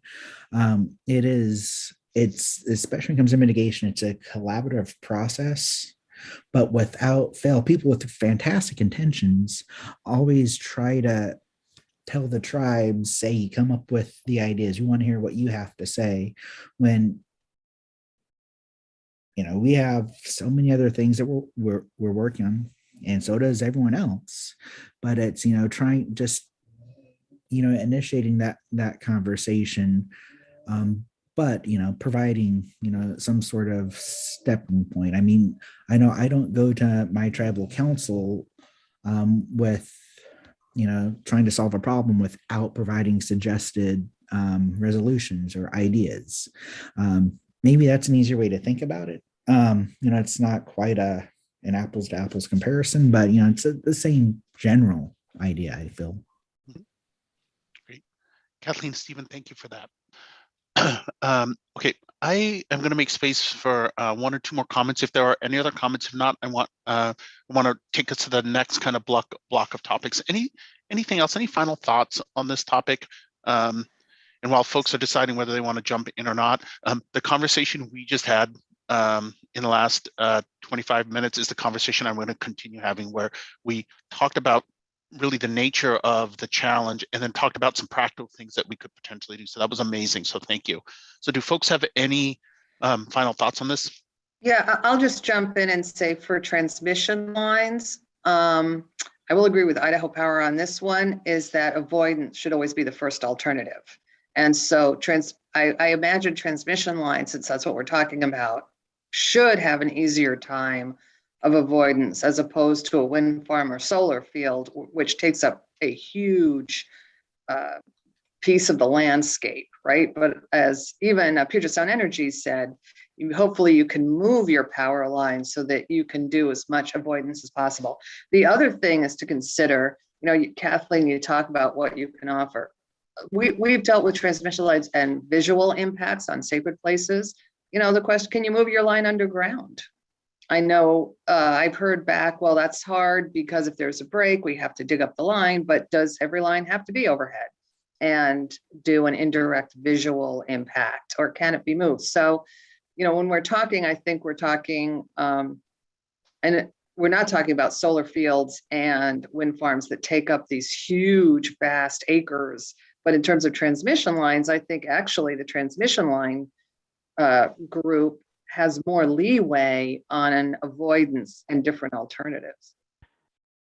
And hey, Allison, just really quick, so everybody knows, Idaho and PacifiCorp can speak to this too. Transmission lines in general raise crazy issues with undergrounding because of the heat dispersion and the vegetation management. So when we're talking about going across the state of Washington and bringing renewables, I just want to make sure nobody thinks underground transmission is a possibility. I mean, we'd basically have to have a golf course traversing the state if we were going to do that. So yeah, it's a good question. I just want to make sure you guys knew. I'm not saying I just want to make sure technology, we know where we're limited. That's all. But if you're in a certain area where you're having a visual impact on a sacred place, maybe for that little bit, you go underground. My power lines here out in Steamboat are underground. I have no idea why. We're at a whole quarter mile where all our lines are underground. Beats me. So and that's why I just want to make sure you knew. It depends on like what 230, are they 230 kV lines? And we're talking 500 kV lines. So but I'm just saying you could think differently. Like maybe you run them for a quarter of a mile underground or an eighth of a mile underground if there's a visual impact. That's all I'm saying. Yeah. Just trying to level set technology. That's all. That's actually been done to avoid impacts with air flights in a high voltage transmission that's been built recently in New Mexico, where power put underground, but most of it is still above, but parts were. Okay, thank you, Stu. So I have Anders, but Anders, I'm going to ask that if it's a really technical aspect of it, I want to be focusing on the bouncing. But Anders, I do want to give you space here.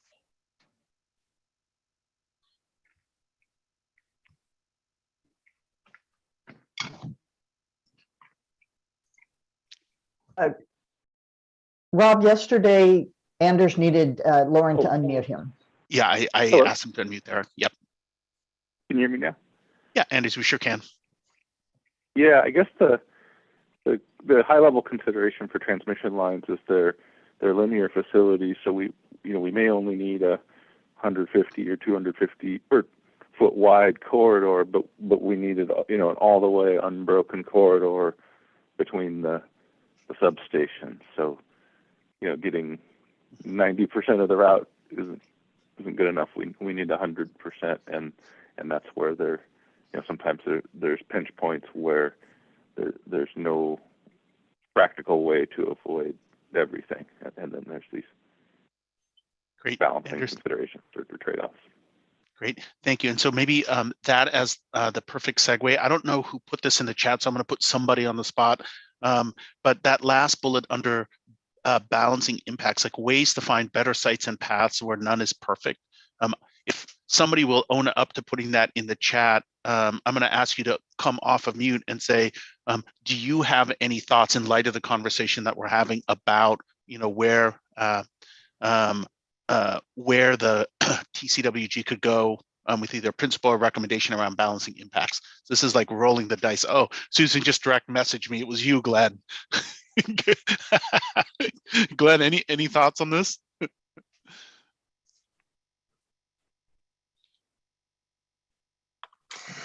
So I think, what I've been thinking about is are there, if there's like no solution that, is perfect for everybody on every dimension, all that, is there a way that we can zoom out a little bit in our, in making siting decisions and identify solutions that maybe are not the best, but are better than alternatives, and that get away from some of the piecemeal, where things are debated and evaluated at a micro level, where maybe pretty easy to see the defects in that particular, zoom in.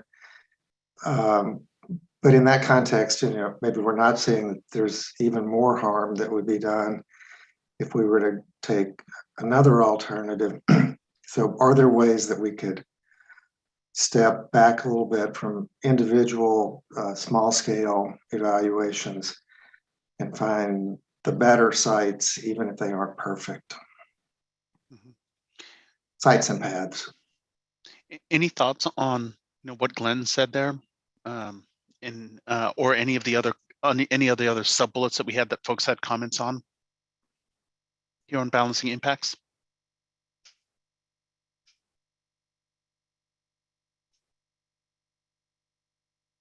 Yeah, Kathleen, please.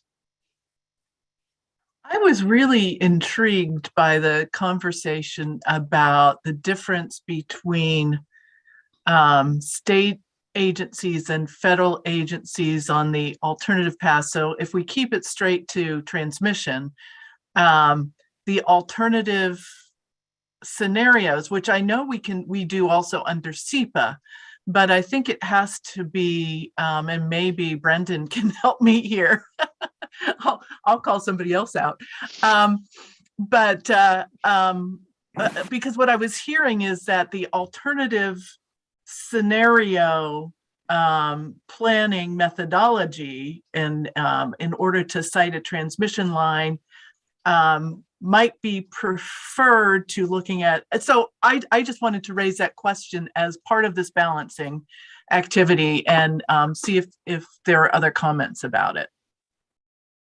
Yeah, let me jump in and say that I had to join late, so I arrived just as that helpful discussion ended. So I have a hard time commenting on that.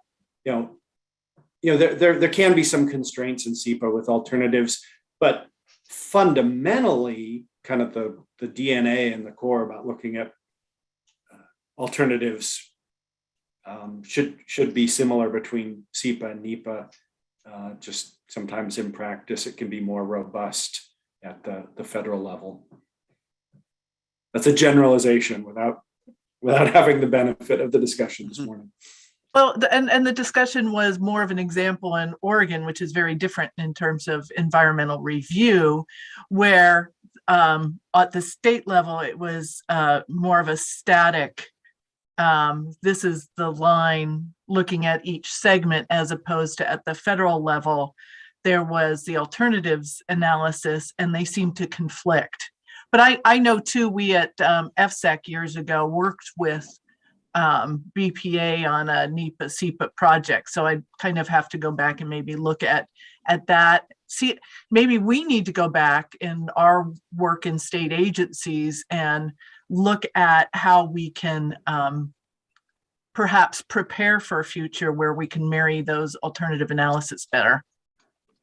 That sounds important. I mean, the alternatives analysis is probably one of the most important parts of SEPA. It can just look a lot of different ways. You got the kind of macro alternatives, like actual different physical sites, or then alternatives can also mean, essentially a collection of mitigation measures that lessen the impacts. Obviously, the goal, whichever kind of alternative you're looking at, is lesser impacts. Great. Thank you, Kathleen. Thank you, Brendan. Clint. Thanks. So when I see this avoidance as a first alternative, I think back to some of the language that we talked about earlier, and that's siting generation where the loads are at. And I think that's a great solution to help with the avoidance of new transmission line and helping to balance some of these impacts on that end. So I think we should continue to remember to site generation as much as possible where the loads are. Yeah, thanks. Great. Thank you, Clint. Okay. Can I say something? Oh, of course, Dana, please. But the siting impacts and the pathways are always going to be a problem for Yakima Nation. The Yakima Nation has such a large land base. No matter where these transmission lines are placed, of course, Yakima Nation is going to object, going to impact culture resources, traditional cultural properties, and habitat places. So it would be best for the entities to come early to the table to Yakima Nation to come up with alternatives.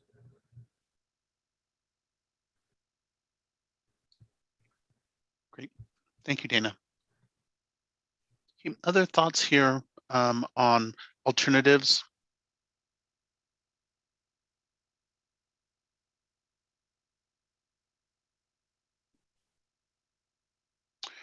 Okay, so I'm going to move now to the another kind of clump of comments that we got in our tweet fall, and we heard earlier today about simplifying some of the complexity.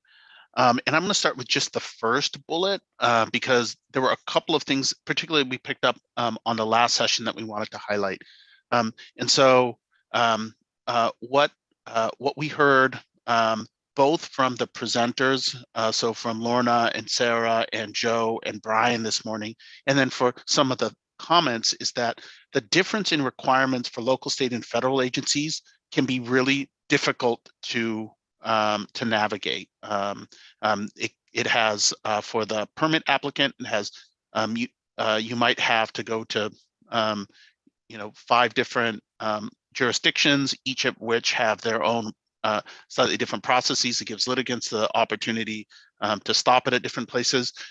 Stephen, we heard you say that with the volume of things that you get, even something as simple as packaging stuff or naming stuff might actually help simplifying some of the complexity. So we heard in the conversation opportunity for this group to discuss the now what, the where are opportunities, where's the promise here in simplifying complexity and doing so in a way that's respectful of all the things that we had talked about. Again, I'm looking for one brave person just to jump out there and reflect on this opportunity.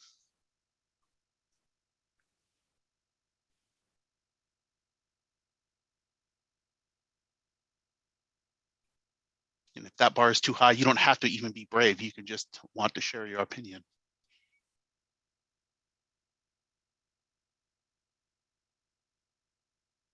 I can say something. That would be fabulous. Thank you, Stephen. Let me find my camera button. I think, and this is definitely one of the key concepts I think that this group needs to think about, because I mean, we all want to be able to make this process as smooth as possible, especially with the influx of permits that we're all going to be dealing with over the next couple of decades, just related to transmission lines and power in general. I know, as mentioned yesterday, in Washington, the JARPA form that's used, the interagency form. I will say that the JARPA process is, even the form, it's definitely awkward for at least from my perspective to look through, but it does help us sort of keep, Army Corps nationwide permits and, Washington ecology permits and things. We can sort of line them up. I do think, I know it's kind of a weird concept, but standardizing the names of things through agencies. When we track projects internally, and it's 2022, so of course we track our projects using Excel, which is fantastic, as I'm sure most of you know. So what we do is we capture, the agency that submitted that sent us the notification. We capture whatever they're calling the project. Sometimes it's something, it's just a project number, or sometimes it's a project title. And then what we do internally is we assign our own specific Snoqualmie Tribe DAP project number to that. And so we try to correlate as often as we can when we see projects that are essentially the same project, but it's a different permitting or jurisdictional authority, to sort of make sure that we are consistent in the comments that we make. One thing, again, to pick on PSC again, with the Energize Eastside project, PSC did a very good job at, letting us know and letting everyone know that this was part of the Energize Eastside project. So no matter what the city permits or anything said, we could refer to those comments, and it made managing that, I think it was a fairly substantial project, much easier. I know that's a much more difficult thing to do statewide, but I think if we're talking about solutions and ideas to make this whole process easier for everyone, that's something to consider, to create that level of consistency. Great, Stephen, thank you. Any reflections on what Stephen said there?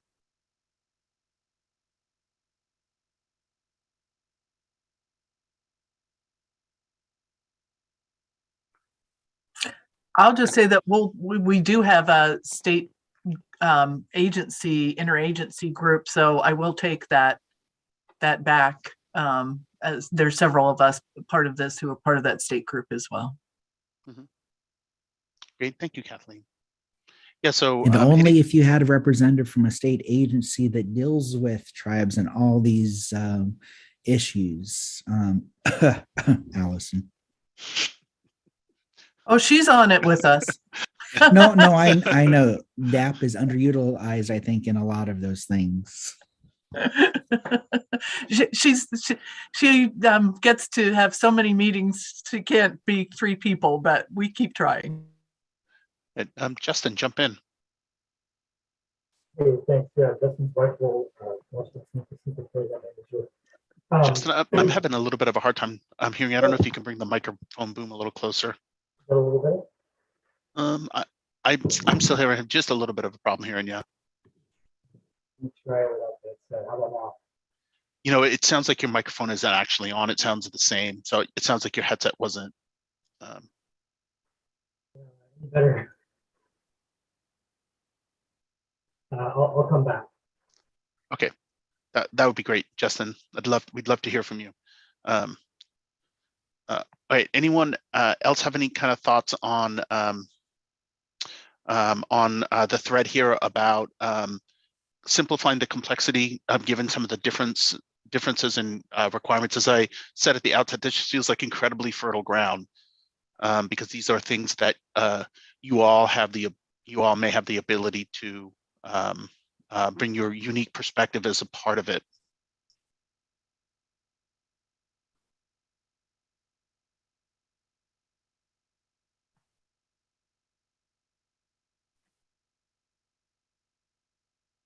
Just working in the back. Yeah, why don't we go for it? I hear it a little bit better. Okay. Switch on headsets. Thanks. Yeah, I mean, I had one quick thought listening to the discussion this morning. You know, WashDOT is a project delivery agency, obviously delivering linear projects that often, you know, transect multiple jurisdictions. So we totally get it.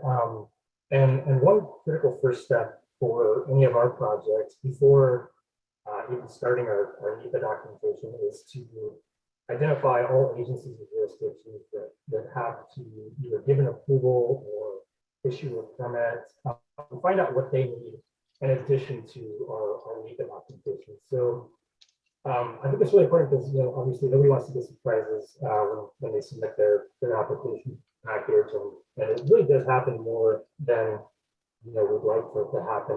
We heard from DNR yesterday about them receiving packages that didn't satisfy their requirements for SEPA compliance, and it's not just them, it's just really common stuff, and nobody wants to find out last minute that more is needed, especially when it's something that we get easily done concurrently with the rest of our environmental review. So I've heard, you know, I'm listening to the discussion about the standardized form as well, and I can totally understand how that, you know, if every jurisdiction agreed to something like that, it could add, you know, predictability for applicants. But I also just want to throw out the thought that, you know, I think there's benefits to retaining the flexibility to right size the environmental review and documentation. You know, at WashDOT, we certainly don't document small, insignificant projects the same way that we review and document our larger projects, and we don't want to. So, you know, just kind of adding that thought, I guess, to the conversation. Thank you.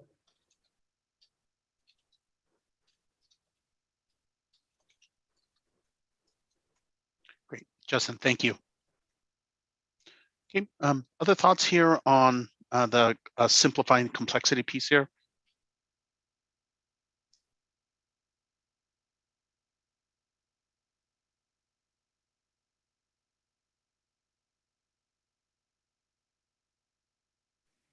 Any thoughts on that notion of concurrence, as opposed to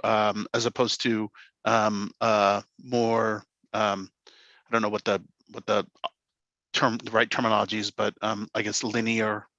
Any opportunities for concurrence there? And any thoughts on the opportunity around concurrence?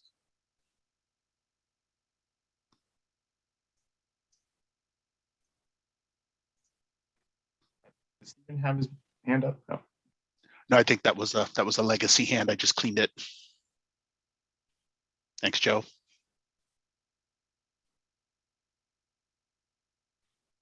Just an observation. This is Stuart. I'm hearing it's more than just concurrence. You know, it's also are we having to look at the same thing over and over again versus, you know, like it's built into SEPA, for example, into this, the process should be integrated with federal things. So if you look at it once, then everyone can cite that that aspect of it. You look at another aspect, then everyone can be could be citing that. So it's not just concurrence, but well, and I think the other thing also we're hearing is like it was mentioned, micro siting. You know, could we look early on at the general area this thing's going to be, and then get more specific and look at specific plots of land, and then get more specific on where on that plot of land. I mean, you know, it's more there's somehow there's a temporal part of this too, of getting it in the right spot generally and then specifically. That seems important. Okay, great. Okay, so I want to go two more places here, and then the next place we're going to go is into some of the things that we heard around timelines. So the two places I want to go, the first is, are there any issues regarding jurisdictional authority that we need to talk about?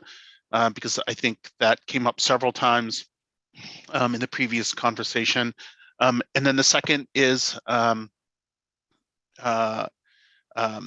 going to invite folks to go into the chat and look at the chat exchange between Stu and one of the speakers from yesterday, and just have a question about if folks have any thoughts about the issue of different permitting frameworks across jurisdictions, and see if folks have any thoughts regarding permitting frameworks. So the first is on jurisdictional authority, and then clearly a relationship to the second point there on permitting frameworks.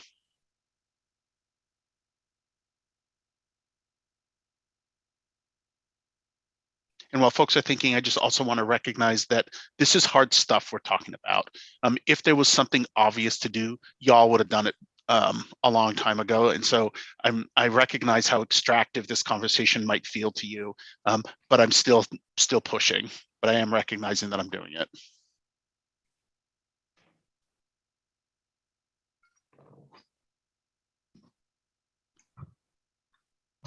Hey, Rob. Yeah, please. This is Steven again. Everyone must be tired of hearing me talk, but I will say this is the type of stuff I actually love to be a part of, because from the tribal perspective, especially from a cultural resources perspective, we don't get an opportunity to talk to this wide of a group that has such an impact on our shared history of the area and cultural resources. I think that there's definite ways that we could come up with solutions for this. I think WSDOT it is a very interesting case study in this, because there's, I think, like 10 different main divisions in WSDOT, including each regional section in the state plus ferries, and each one of those groups has different ways that they handle cultural resources. So even with agencies, and WSDOT is probably the state agency that I work with the most often. I have a recurring monthly meeting with mega projects with the Northwest Division. And so even, at the state level, there's some inconsistency with how they approach not just cultural resources, but consultation in general. And I've had many conversations with Scott Williams, who manages the cultural resource program at WSDOT, but doesn't actually oversee cultural resource programs for each of the divisions. So, there needs to be some sort of consistency across agencies and within agencies on how to properly consult and manage the process required for these projects. So I think there needs to, that I know that's above the purview of this group, but I think it's important to recognize that is an issue in the state of Washington that no one wants to address, but everyone acknowledges is a problem. And sort of the ancillary issues that come with that lead us to the conversations that we're having now. And part of the reason why you've heard me talk probably 45 minutes altogether today. Great, thank you. Stephen, I really appreciate it.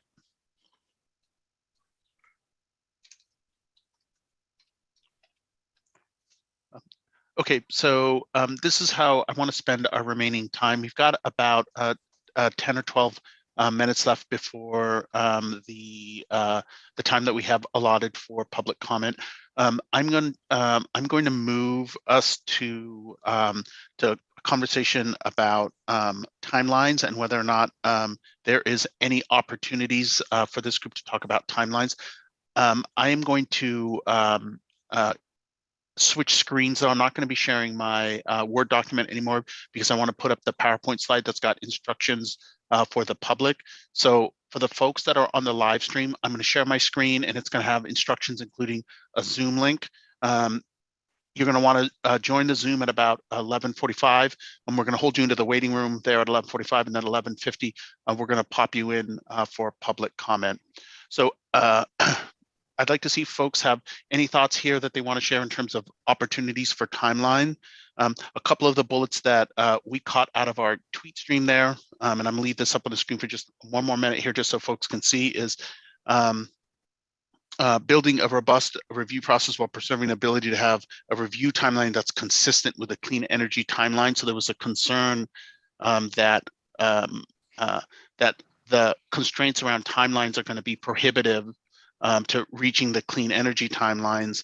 And then the question of how does one balance timelines with the need for robust engagement? So do folks have any reflections or thoughts about that problem statement and where the opportunities are around timelines? Yeah, Allison, please. So first of all, I get pushed all the time. You know, if we don't go faster and we spend too much on our cultural resources, climate change is going to, have terrible impacts on us. And I wish we wouldn't start there, because I think it becomes a negative conversation. I wish we could just start with, here's the project area and here are the impacts. Every time I get started with it translates into you're holding things up. But I want to, and so it's very disconcerting. I also want to point out that one of the actions that we took that really speed up our review process was using geographic information systems. We can communicate with tribes and agencies immediately. I mean, we've mapped out where everything is. And, I started with saying, we know that about over 37,000 archaeological sites with 2% of the state map. But the point is we keep adding and mapping. And it's a visual way for people to be able to see where they are. That we are the most advanced, we have the most advanced cultural resource platform in the entire United States. And really, if you want to speed things up, you need to advocate for funding for tribal and historic preservation offices. I mean, the reality is we are incredibly underfunded. You see Stephen with 3 people, we're a micro agency. I had 15,000 projects last year, and I told you, I have 5 archaeologists, there's 6 if you include me. And thank goodness that we did our GIS project, and I didn't get general funds for that. I applied for grants, I begged, borrowed, and mitigated. I mean, we built that one tiny piece at a time. So remember, cultural resources is a micro entity in the bigger scale, and we're understaffed and we don't have the resources. The other piece, just really quickly, is we need to advocate for the federal government to have resources too. Their technology is terrible, really terrible. And they need good technology and they need good geographic information systems. And I don't know why Congress doesn't fund these environmental regulatory agencies better, to have better technology resources to do the work faster. So something to think about. Great, Allison, thank you. Okay, other thoughts here on timelines, and Allison brought up in another important facet, which is the resources to support the timelines, both the information technology resources and human resources and fiscal resources. I would like to say, once again, come to the table early in the process. Probably 4 or 5 months before the process begins. Over here in Yakima Nation, it takes longer than 30 days to get a project through the process at Yakima Nation, maybe even a year early to come to Yakima Nation. That'd be giving you more time for our cultural staff to review the projects.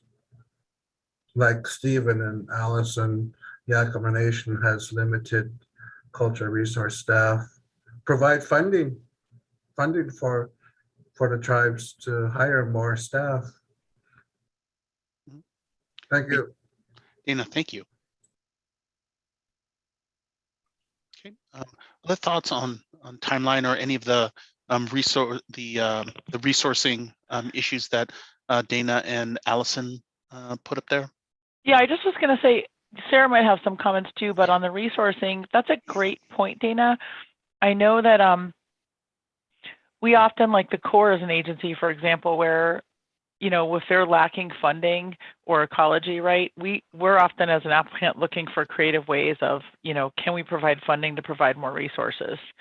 And I don't, we haven't had Puget hasn't had a problem where cultural resources was the holdup, but I absolutely would think about that same offer in terms of cultural resources as well. It's just we haven't had that happen on a project with cultural, but that's a great point, and I think we can apply the tool that we try to ask about for other things to that context as well. So thanks for the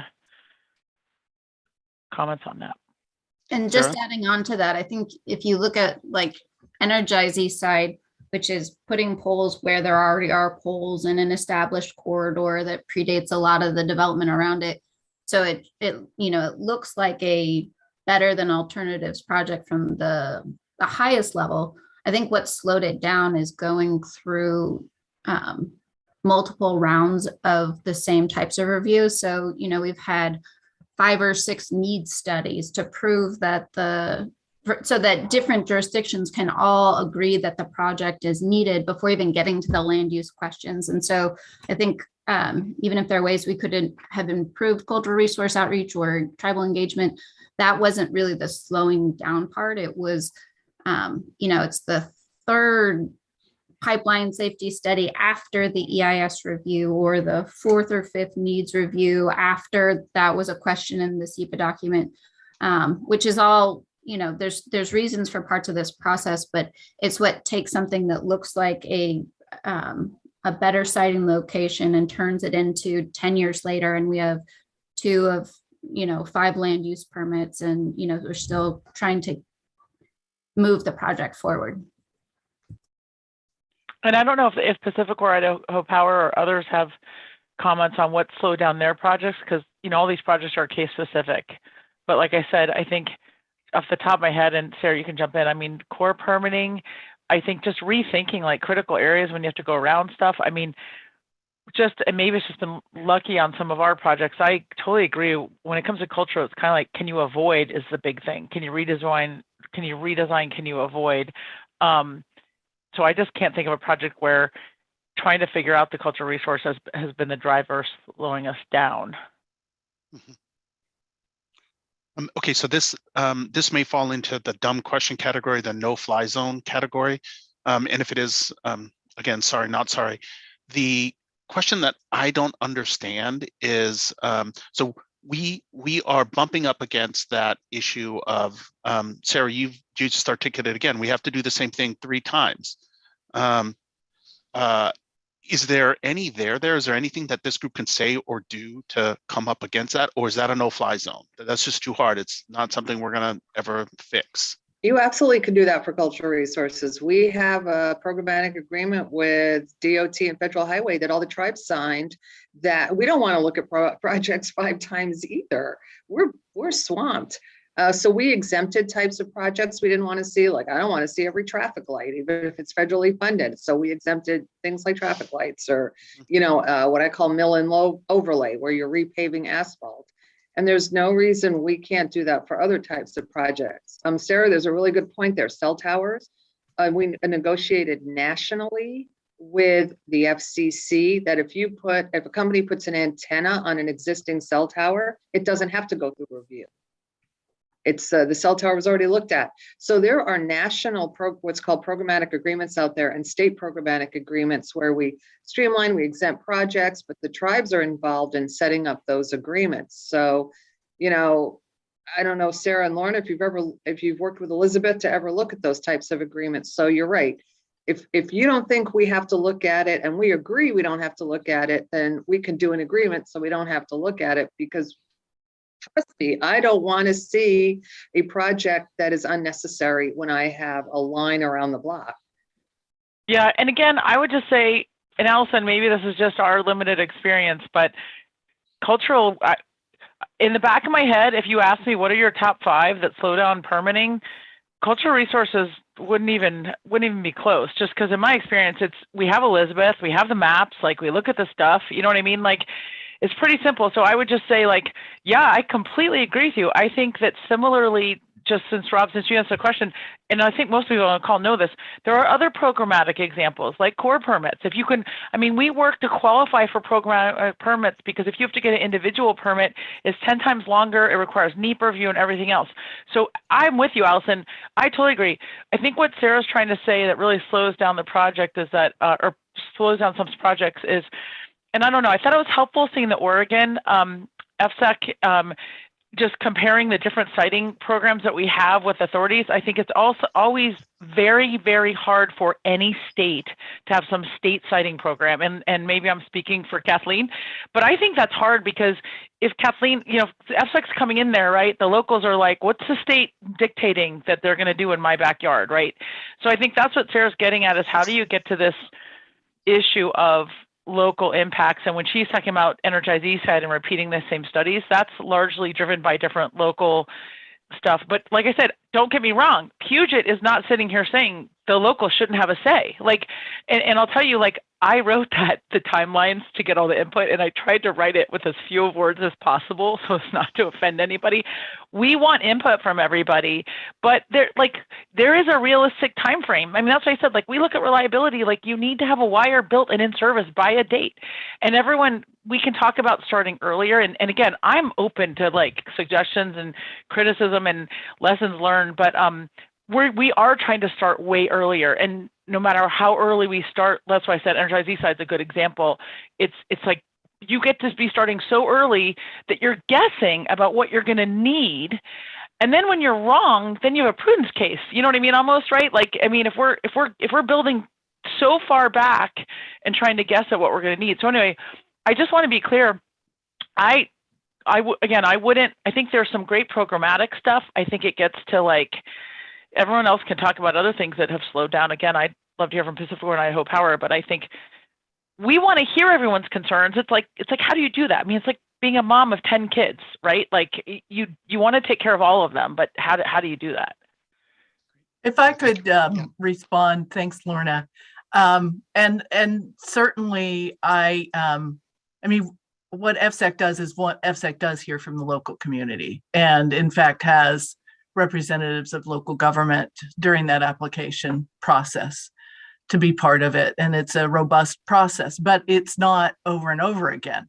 It's one time through. It's a consolidated one-stop permit opportunity. And it has a single appeal process.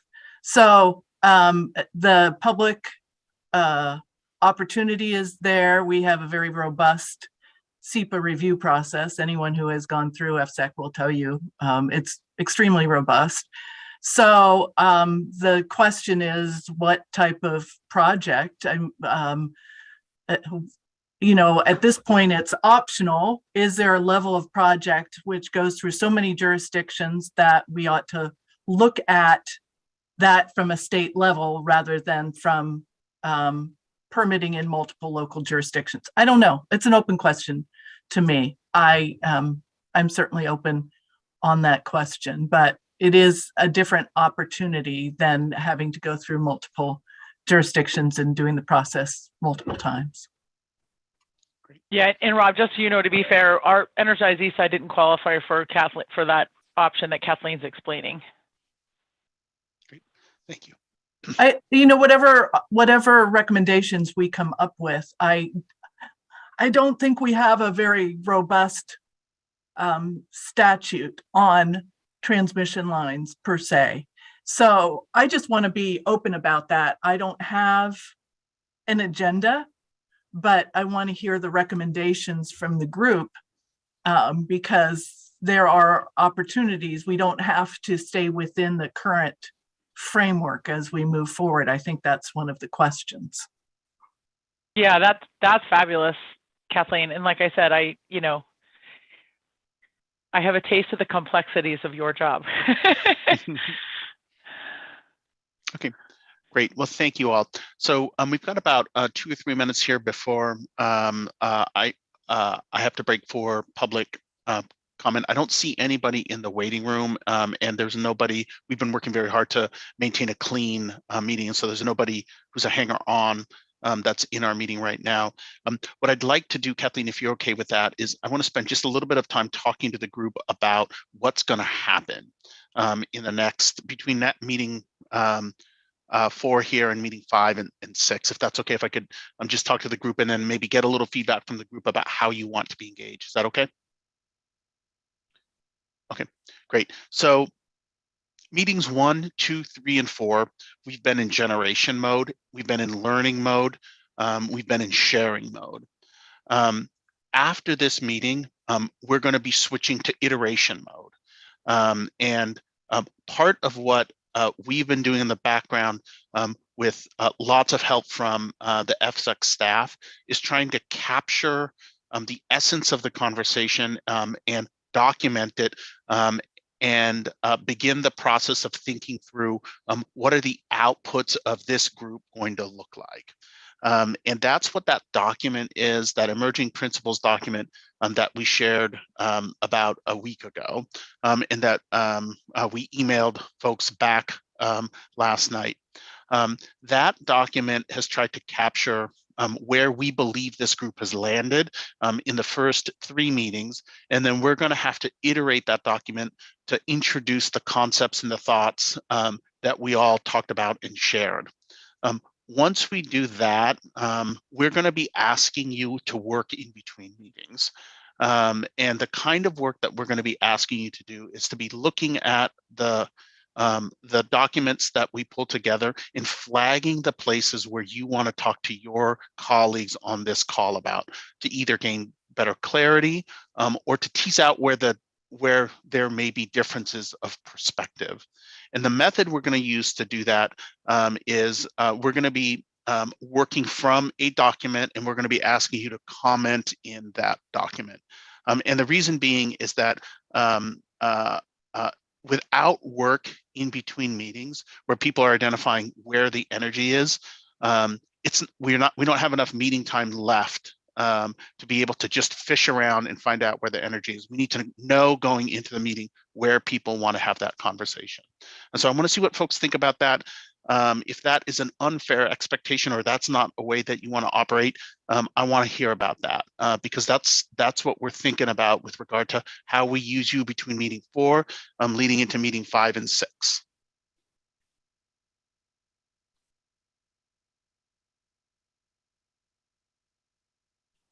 And just to be clear, silence equals I love the idea. Excellent. I've never been so happy to hear a silent group of folks. Okay, now I'm turning into the wise guy. Kathleen, are you okay with that?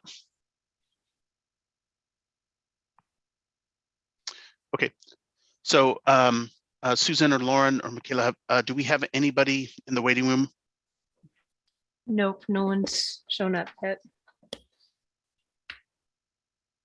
Okay, so Kathleen, what I'd like to do is I'd like to wait 5 minutes, or let's see, what time is it? Yeah, it's 11:50. I'd like to wait just a couple more minutes just to see whether or not we get other folks to come in. And then what I'd like to do then is I'd like to spend that last couple of minutes just simply orienting you to the document that we pulled together. Does that work? Okay, if someone from my staff could pull that up, that would be great. And then I'd like to take the screen that we're sharing and I'd like to share the emerging principles document.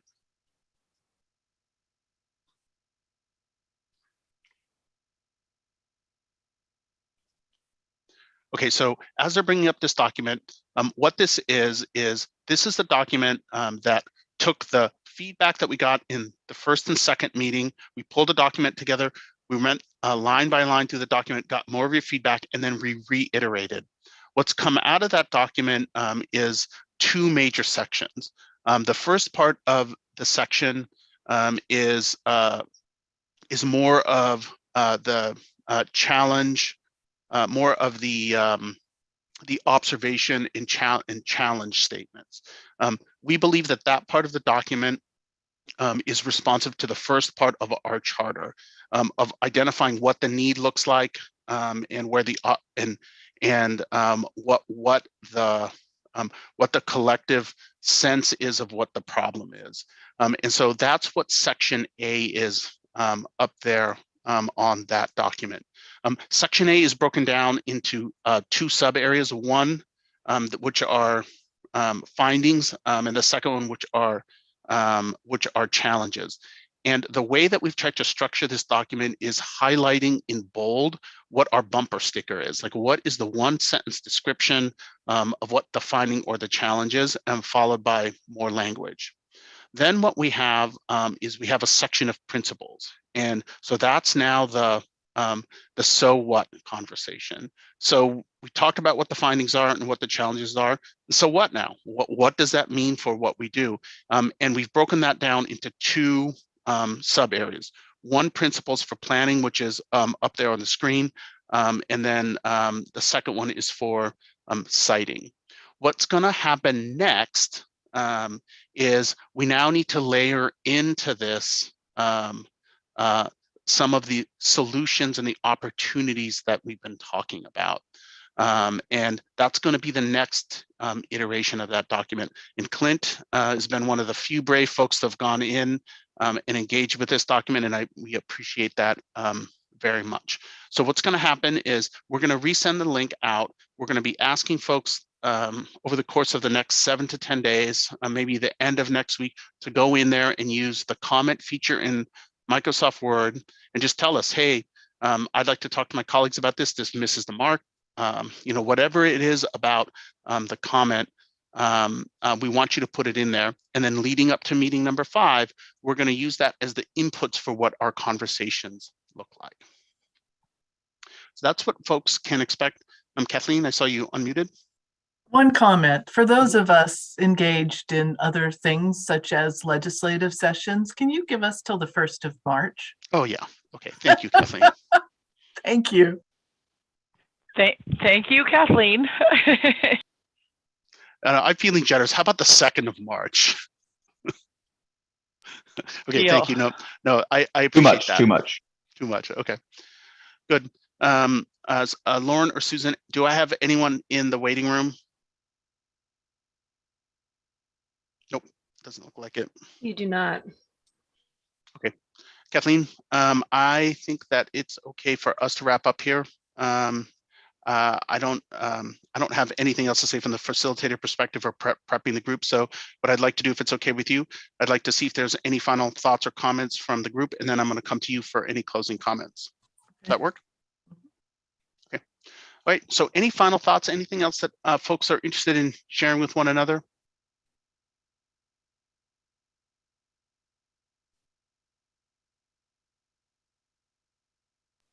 I just have one question. Are the rest of these meetings going to be virtual, or is there any kind of in-person? I don't know. Okay.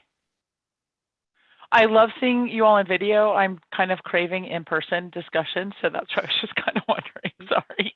No, thank you. Hopefully we'll have the luxury of making that decision. I crave that luxury. Okay, Kathleen, any final closing thoughts before we adjourn? Thank you all for a couple of mornings of really engaged conversation. I think if you are like me, you also want to think about what has been said and discussed and processed, and really use that opportunity within the document maybe to have some reflection on what you heard, what you think, what you want to share further with the group to make sure that as we enter the next stage of the process, that we have the issues that are on your mind reflected within the documents as we move forward to our final 2 meetings. It seems to be going quickly, but there is so much information here. So please take opportunity to participate in that, so we make sure to capture your thoughts and reflections as we move forward. Thanks for all your time and participation the last couple of days. Great. Meeting adjourned. Thanks, everyone. Bye. Thanks, everyone.